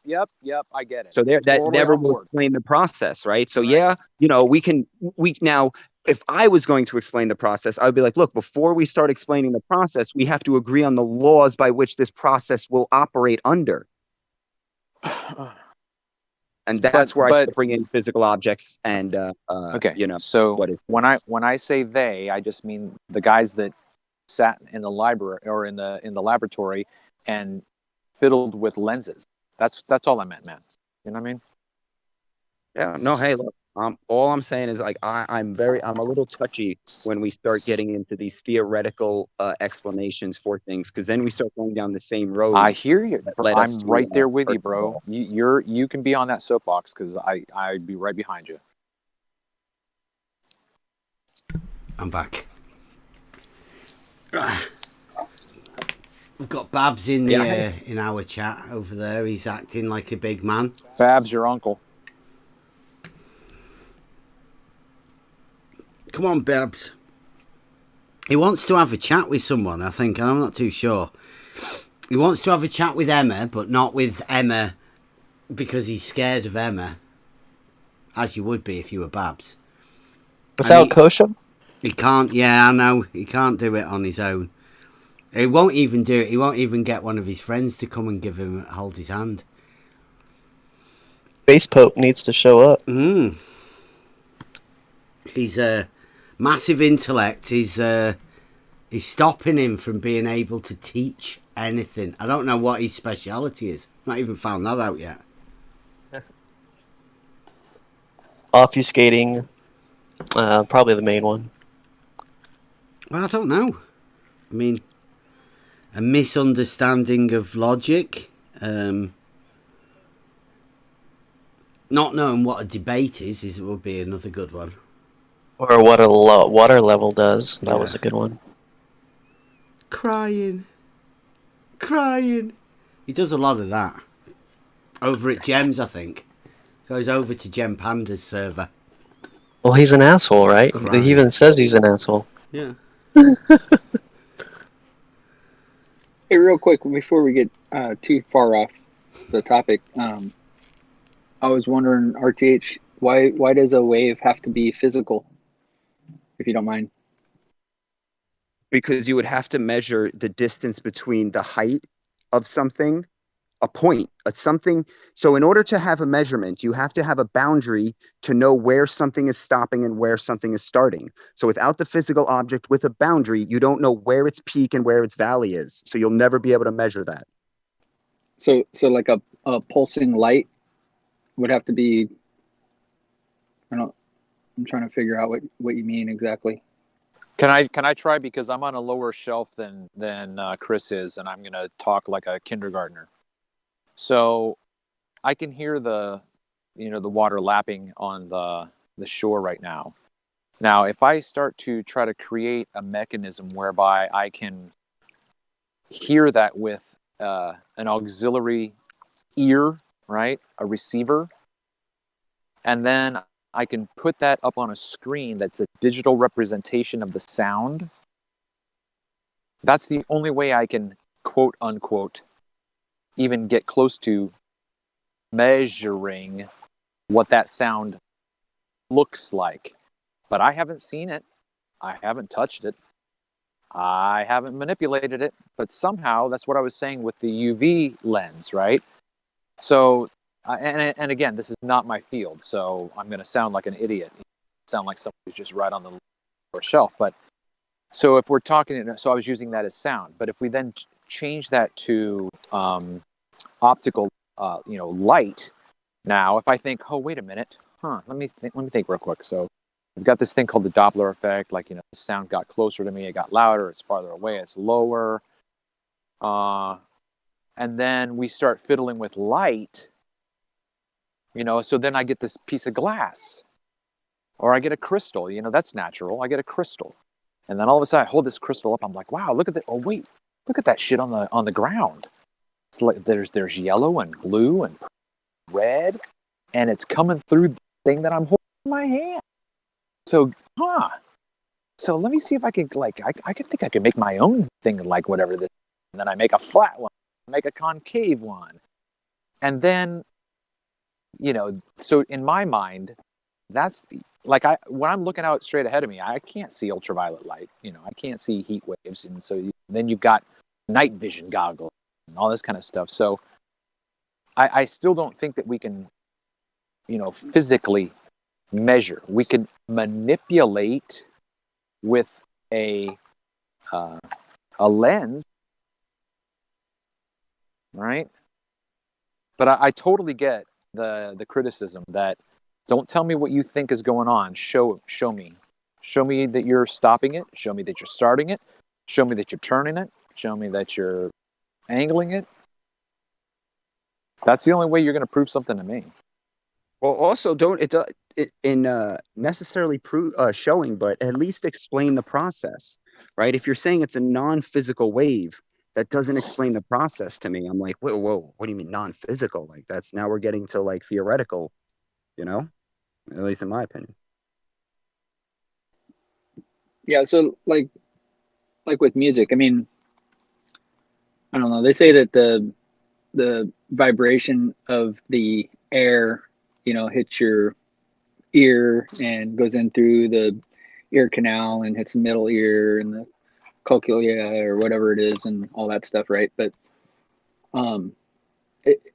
it's basically how to describe a frequency, like a pulsating frequency. I don't know another word to use for it, but why does that necessarily have to be something physical? And another thing, an airwave at that point, right? I don't think it does have to be physical. It depends on what you're trying to establish and claim, right? So you and I, we can hit a gong, right? We can create a tight chord and pluck it, and we got a G, we got a C, we can right? do Or it. like electricity too. You've got direct current and alternating current, and alternating current is a pulsating current. It goes forward and backward, and that's how it's able to travel longer distances without deteriorating the energy. Okay, so since I'm ignorant, how do you know it travels forward and backward? I'm honestly asking. I'm not trolling. Yeah, and I would ask, what is traveling? Well, let's just stop there. What's your name anyway? I'm sorry, I don't recognize your voice. What's your name? Who just was talking about the alternating current? You still here? I got you. I don't know who you were talking to, or was I not here? Somebody was just talking about the DC and AC right now. Yeah, sorry, I had to take a call. Okay. So my honest question is, how do you know that an AC current travels back and forth? How do you know that? Because it's the mechanism used to make that happen is the transformer. So AC, so the electricity doesn't do it. The mechanism causes it. Yeah, whatever's generating the electricity, it's like on off, on off, on off. So it's not sending a direct current. It's okay. an on So off. okay. I hear you. But again, you have created a physical mechanism to iterate. I hate to say it, Chris. Energy. Right? Electricity is energy, right? I mean, we can manipulate that. We can harness it. We can create it. We can send it. We can receive it. But I think it's just somehow it's kind of like creating a megaphone. The megaphone just simply directs what's already there. Right? You manipulate matter. I think that's the only thing you can do in this reality is manipulate matter. Right, so we have to, that's the foundation. Well, of the law. if you put but if you put a, an old school megaphone up to your ear because you have a problem with your ability to hear well, and that amplifies the sound, is there something that you're manipulating there that is matter, sound matter then? Yeah, I would say the the funnel creates a larger, opening, right? So that metal tube is manipulating whatever connection your ear has to the sound. Right, but my further question is, because of what you said a minute ago, and I can't reiterate what you said, but is sound then matter because I've manipulated? Yeah, I would say in order to have sound, right? Sound would be fundamentally the transfer of information, right? Something new. So to have new, you have to have change. To have change, you need motion. So something moved and touched your ear to transfer that unique motion, and that is what we call sound.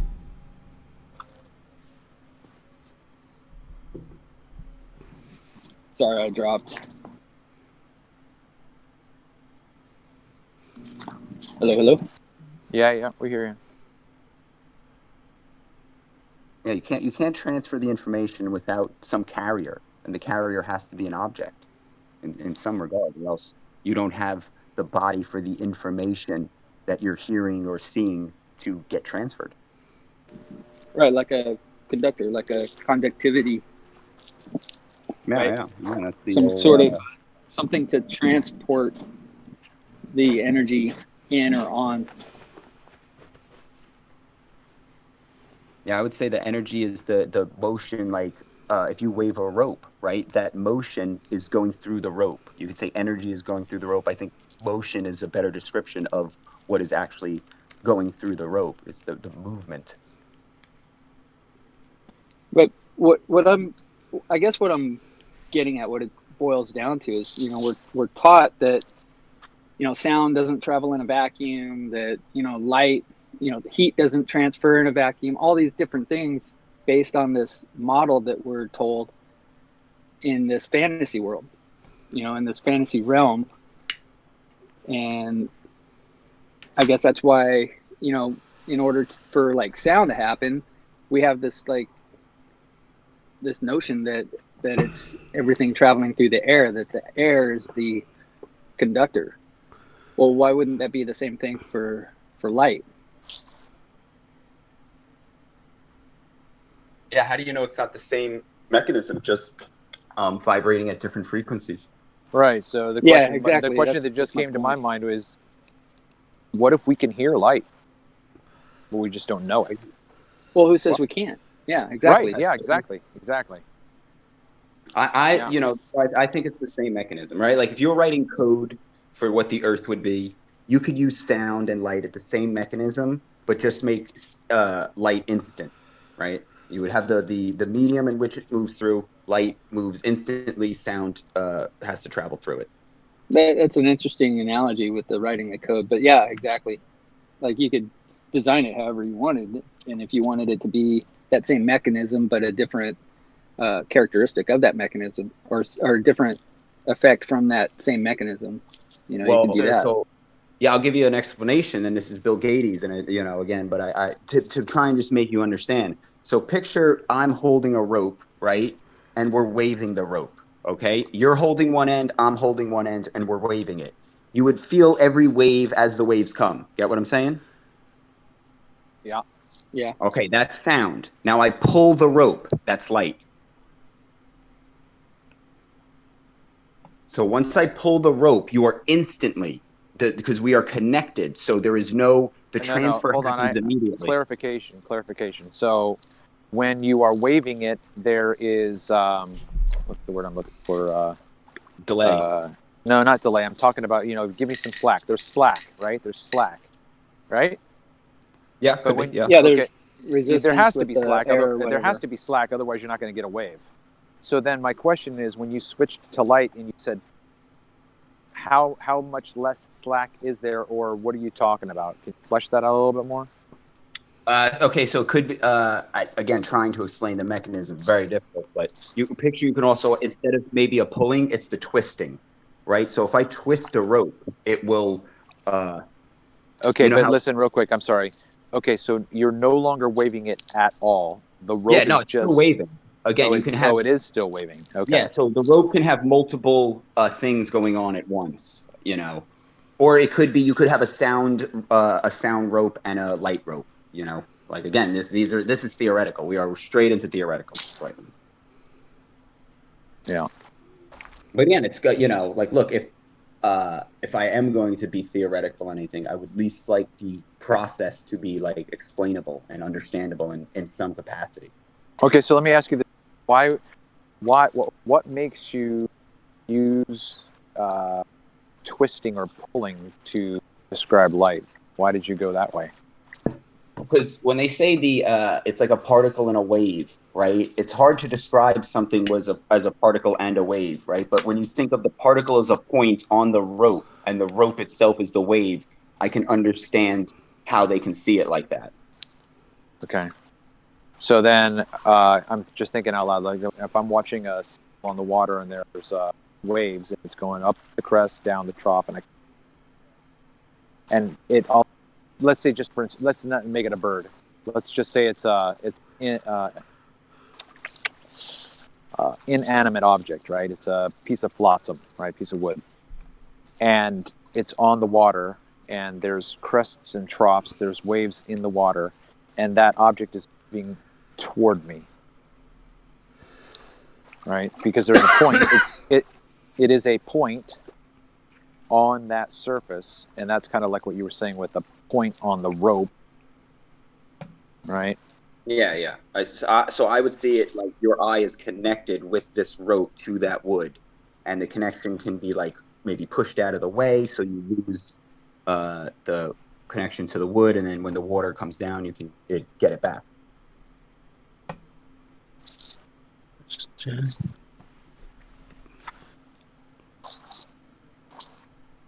So the thing that's been tweaking my melon since I've been doing my photography, and if you guys want, I've been putting up a nice little chunk of video for the past few days. When we change our angle to an observation, we are the variable. Okay, I'm not doing anything to the object that I'm looking at. I'm the one that's changing. But in the video that I just put out last night, the two observations were a half an hour apart. You can clearly watch the distant landscape drop. Right? The earth is not changing shape,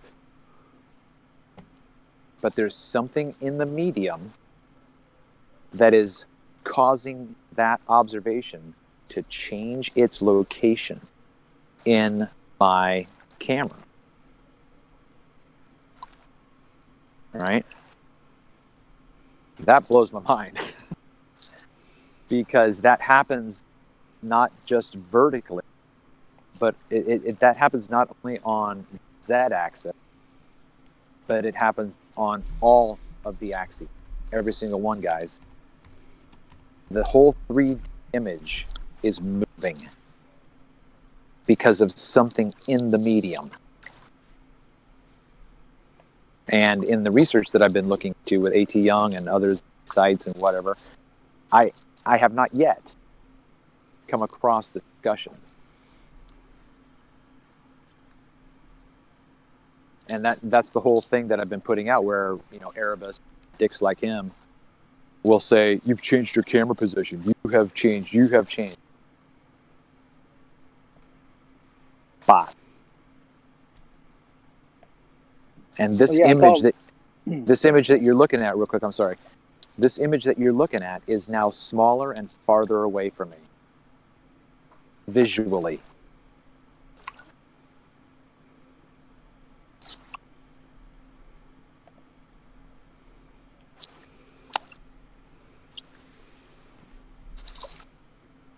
What were you going to say?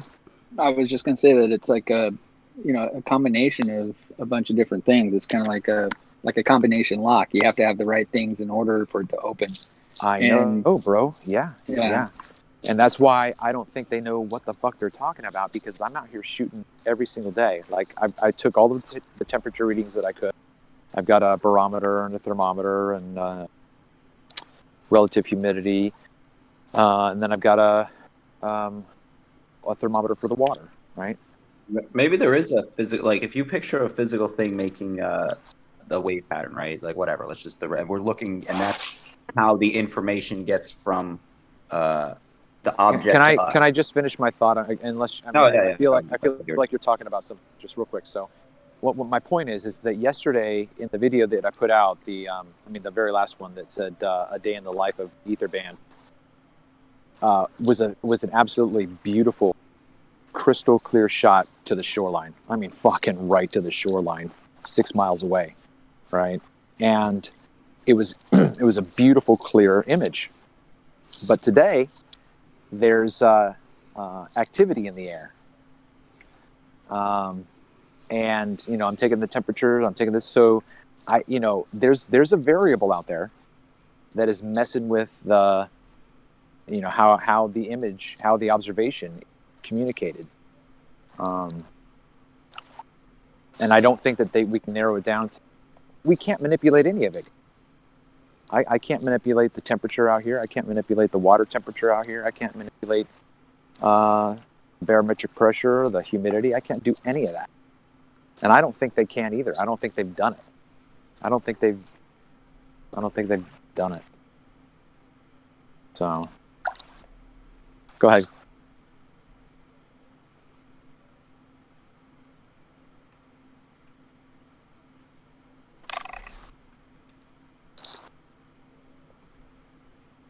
Did I kill the party? No, I thought RTH had something to say. Oh, vegan guy, welcome. I was going to say, to describe the mechanism of vision, right, on why it's clear and why it's cloudy some days. Picture there is a physical thing that waves, right, that connects our eyes to the object that transfers the information of the object to us. The less it was waving, or the calmer it was waving, the clearer the image would be, because the information would be transferred quicker with less loss or interference, so to speak. Yeah. Right. Well, that's kind of like what Cleary was talking about with the polarization. He thinks that there's some way to eliminate, or rather to cut through. So like the noise that I'm looking at in the observation right now, the house is absolutely, dynamic, moving. It's like a heat haze, right? You know what that is. It's a heat haze. And he is of the mind, at least I understand him to be, that there is a lens that can be utilized that will eliminate that, and the house will be, I'm looking at it through my camera and I see heat haze. I see it. It's dynamic. It's moving.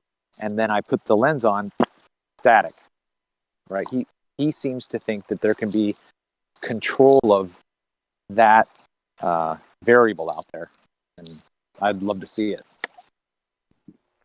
Well, and this is a what if question, but what if there's multiple mediums that we exist in, and we're only recognizing the air, but they're actually like multiple mediums that are intertwined, and we just don't understand it yet, because it hasn't been well thought through or whatever. Yeah. It would just be like being back to the level of not knowing that there's light, right? You didn't know that you could put on a pair of polarized sunglasses and cut out the glare. You didn't know that was out there. I didn't even know it was. Right. I just thought that's the way you had to see. Vegan Goy, are you here? Are you here? Like those polarized glasses, they're designed a certain way. You can have things, depending on the way that they're layered or whatever, how whatever goes into making them. Right. You can have it. But you know what they don't have?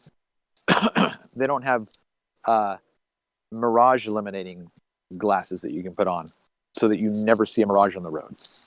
Yeah. That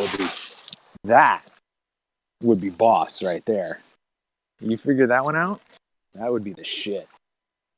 Because that's what I've said in my entire presentations. If I could eliminate the mirage, you would see the fucking distance that you think isn't there, right? You show these ballers these images where the limit of the water is there, and they're like, Earth curve. I'm like, bro, if I could put a lens in front of you, you would see fucking more distance.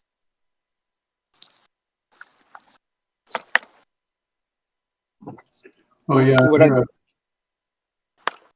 yeah, go ahead.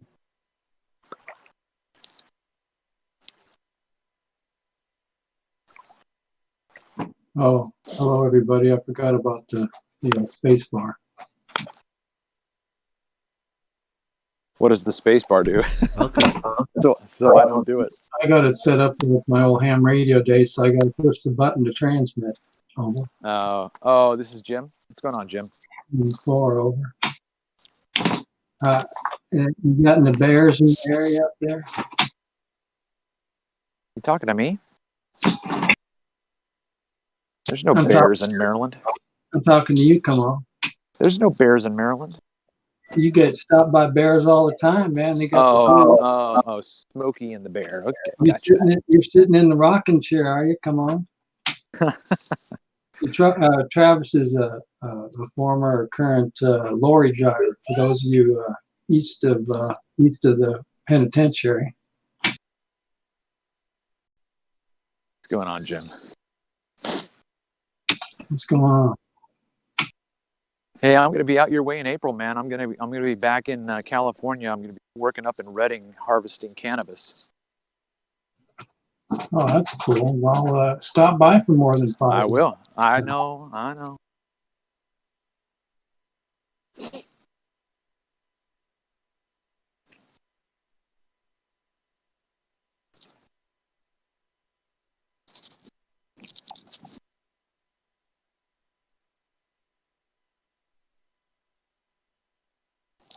So anyway, I think the last thing we were talking about was cutting through the mirage.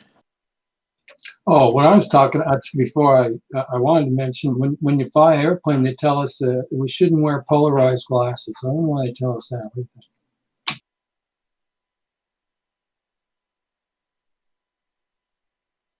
I never heard that before. That's funny. Why do you think? I'm just curious. Oh, I don't know. I mean, I've flown with them, but I have no idea. Maybe it just I have no idea really. But we're told not to buy. At least don't buy polarized. I guess I've used different kind of sunglasses, but polarized particularly. Maybe something to do with having to look at the instruments at the same time. I have no idea what it's all about. I thought maybe one of you might know. No, that makes sense. Like the HUD display, the HUD. Oh no, I never had it. Yeah, no, I just flew little shit, which plain old analog gauges and shit. So there was nothing about that. That's the first thing that popped into my head is maybe that's why, because you can't. It might block that out. Like you might not be able to see the heads-up display. That'd get you killed pretty quick. You ever look at your digital watch with your polarized sunglasses on? You can't even see it. Yeah, it's all kinds of messed up. Yeah. Yeah. If you could see anything, or watch TV or something like that. It's weird.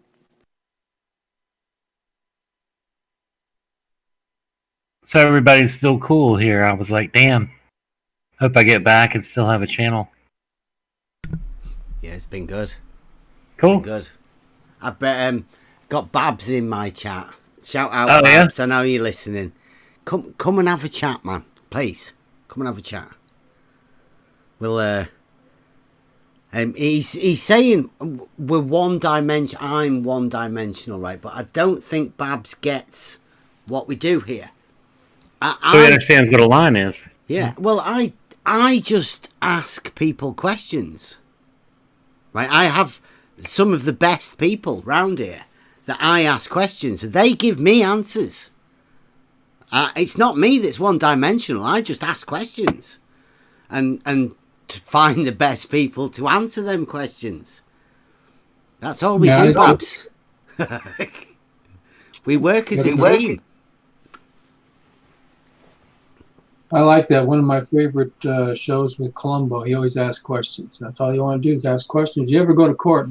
Travis knows about this. Travis and I share experiences with these little Freemasons with black dresses, but just try to ask questions or call them clarification. Don't ever make a claim if you can avoid it. What do you think about the Freemasons? They seem to be obsessed with geometry. Seems like a pretty cool thing. You mean the Saturn worshiper guys in black dresses? Guys at the black dresses in the temples that they call courthouses, with people they call judges, and wearing dresses, dressed in black on different levels in the courtroom. Everybody's in a box, all the papers in a box. Grammatical fraud, yeah, no. But the Freemasons, well, they're part of it. I don't know. Freemasons, I've seen them do a lot of different things, like in all different types of industries, Yeah, people have a lot of good serial killers. They're pretty helpful once in a while, too.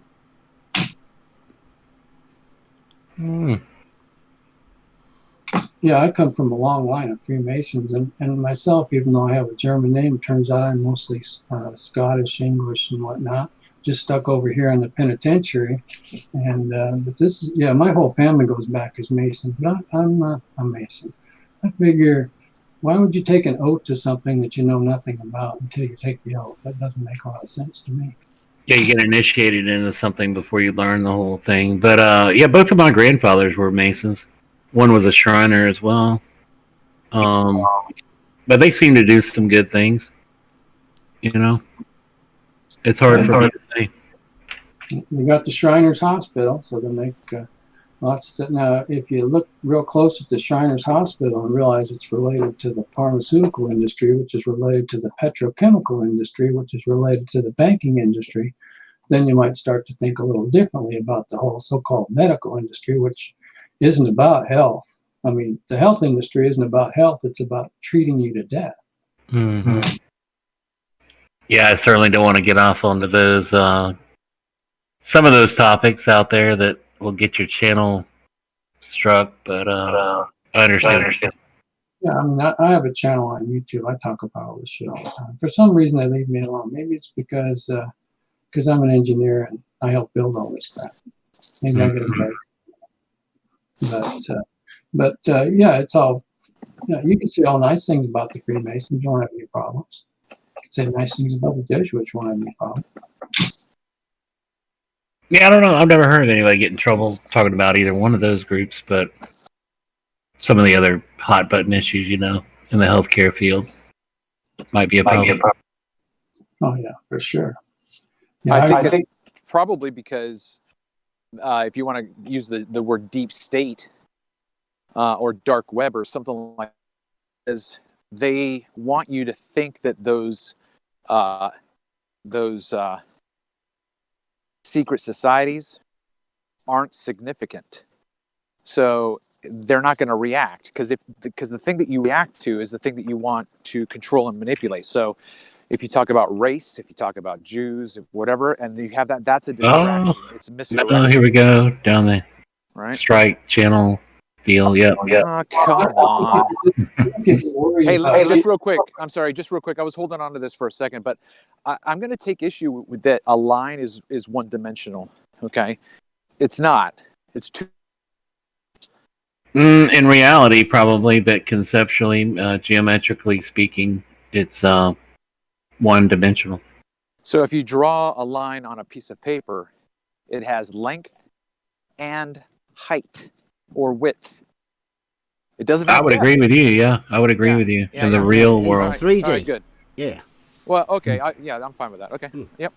All right. But that's just a representation. Well, I would think that the concept is a representation. The line that I draw on a piece of paper, that's real. Right? I would call it a rectilinear shape. I would call it, that line. Well, isn't rectilinear adding more syllables? Because it's got the word line in it. Just say line. Well, it's like a rectangle almost. It's like a line. Not a straight line. Straight line's not like a rectangle. A straight line, actually, if you say that it's not that one dimension, it would be a rectangle. How's that? Because it would have some thickness to it. Couldn't have any thickness. Draw a line Nicely and played. look at it. Nicely played. That was good. What? Did I miss something?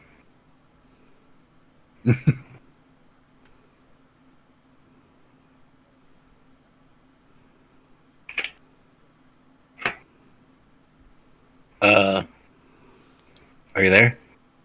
I'm here. Can you hear Nicely me? played. Yeah. There you go. I said nicely played because you validated your comment. Yeah, I totally get what you're saying. Yeah. It's just you draw it. It has some thickness to it. It actually exists in the physical world.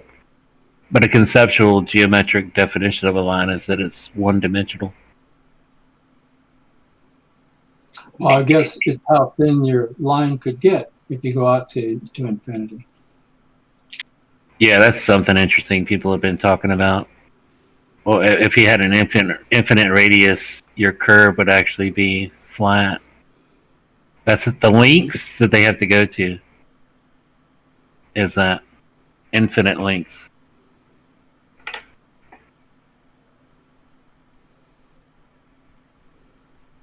Well, it's just like what a tangent, it approaches zero but never quite get there. Yeah, tangent actually touches the.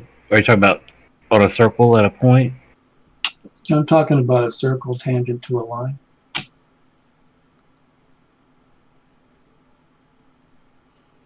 No, wait a minute. I'm thinking, a tangent is just two lines that are coming close to each other but never quite touch. They're tangent to each other. I guess they would be either perpendicular or just parallel. I guess they'd have to be. Parallel. I'm sorry. Mm-hmm. Forgetting my 7th grade geometry. Yeah, you learn all that stuff in the beginning, right? The foundations of everything, and then later on they say, now we'll teach you some magic. Forget about all that other simple stuff, real stuff. They teach you magic the whole time you're growing up with the English language.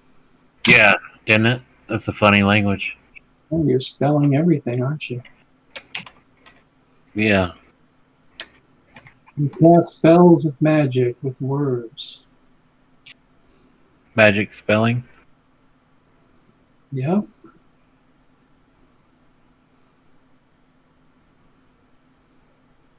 Yeah, I had to run off real quick and eat my steak and my broccoli. It was so good.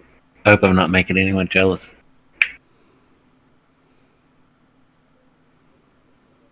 Oh, wait, you're a vegan. Sorry. I was joking. I just had broccoli. You want somebody that sits there and gets pissed in your pants if you start talking about eating a dead animal. I don't care. Whatever. That's your business. I used to eat more meat than you can ever imagine. So. I'm actually Jim Danicky. I just had this vegan go because I hadn't been in Discord, sowing discord among the brethren. I haven't been in here for a while, and that was my old name here. That used to be my. I use the name that I've gone by for 62 years or so. Jim Danicky. Nice to meet you. That's my face. Oh yeah. You remember me, don't you?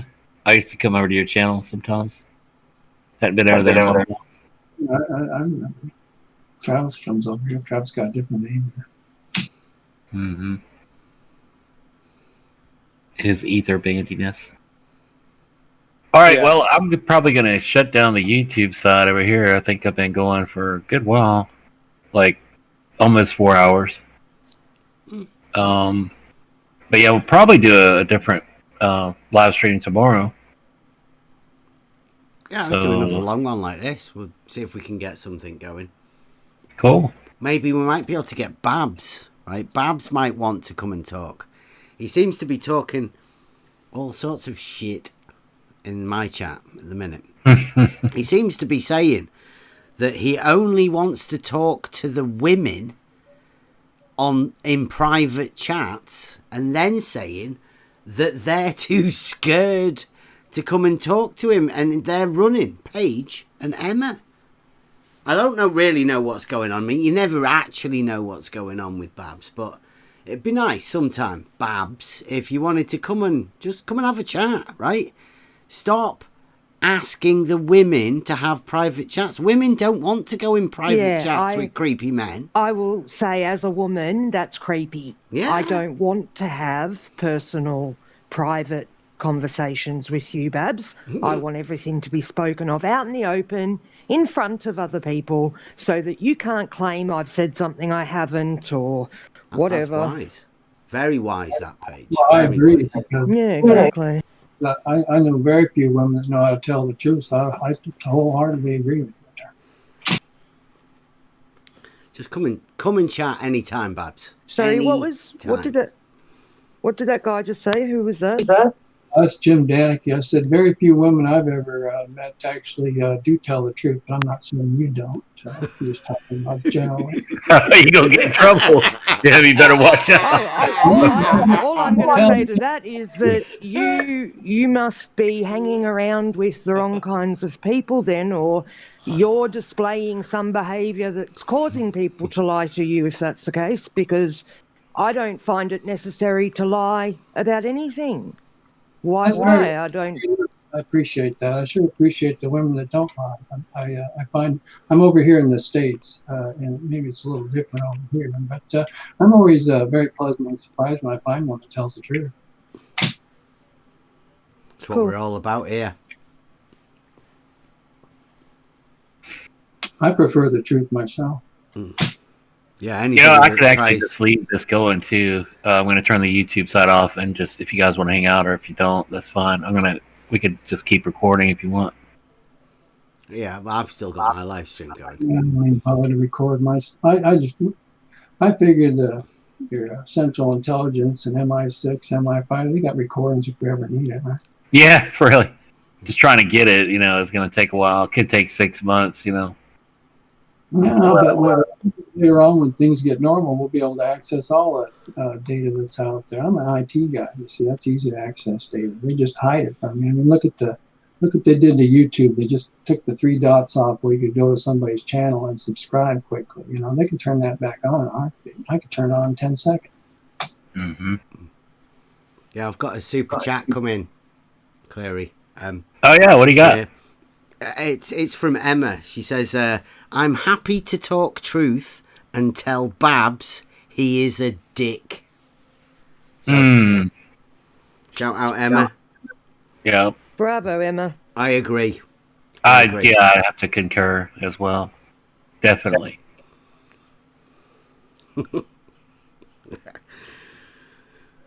I'm new here. Go on, Rob. Sorry. Good afternoon, guys. Yo, Rob, what's up? G'day, Rob. Working. You never stop, do you? Never stop. I got kids to feed. Yeah, those bloody kids, they just keep growing and eating more and more and more as they grow. Cost a fortune.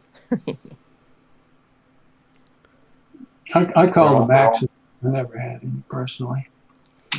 Driving them nuts. They eat more than I do. Right, I'm going to shut my YouTube down as well. We're coming on back. We'll come back tomorrow. Sort of special out. I get the day off tomorrow. You can come.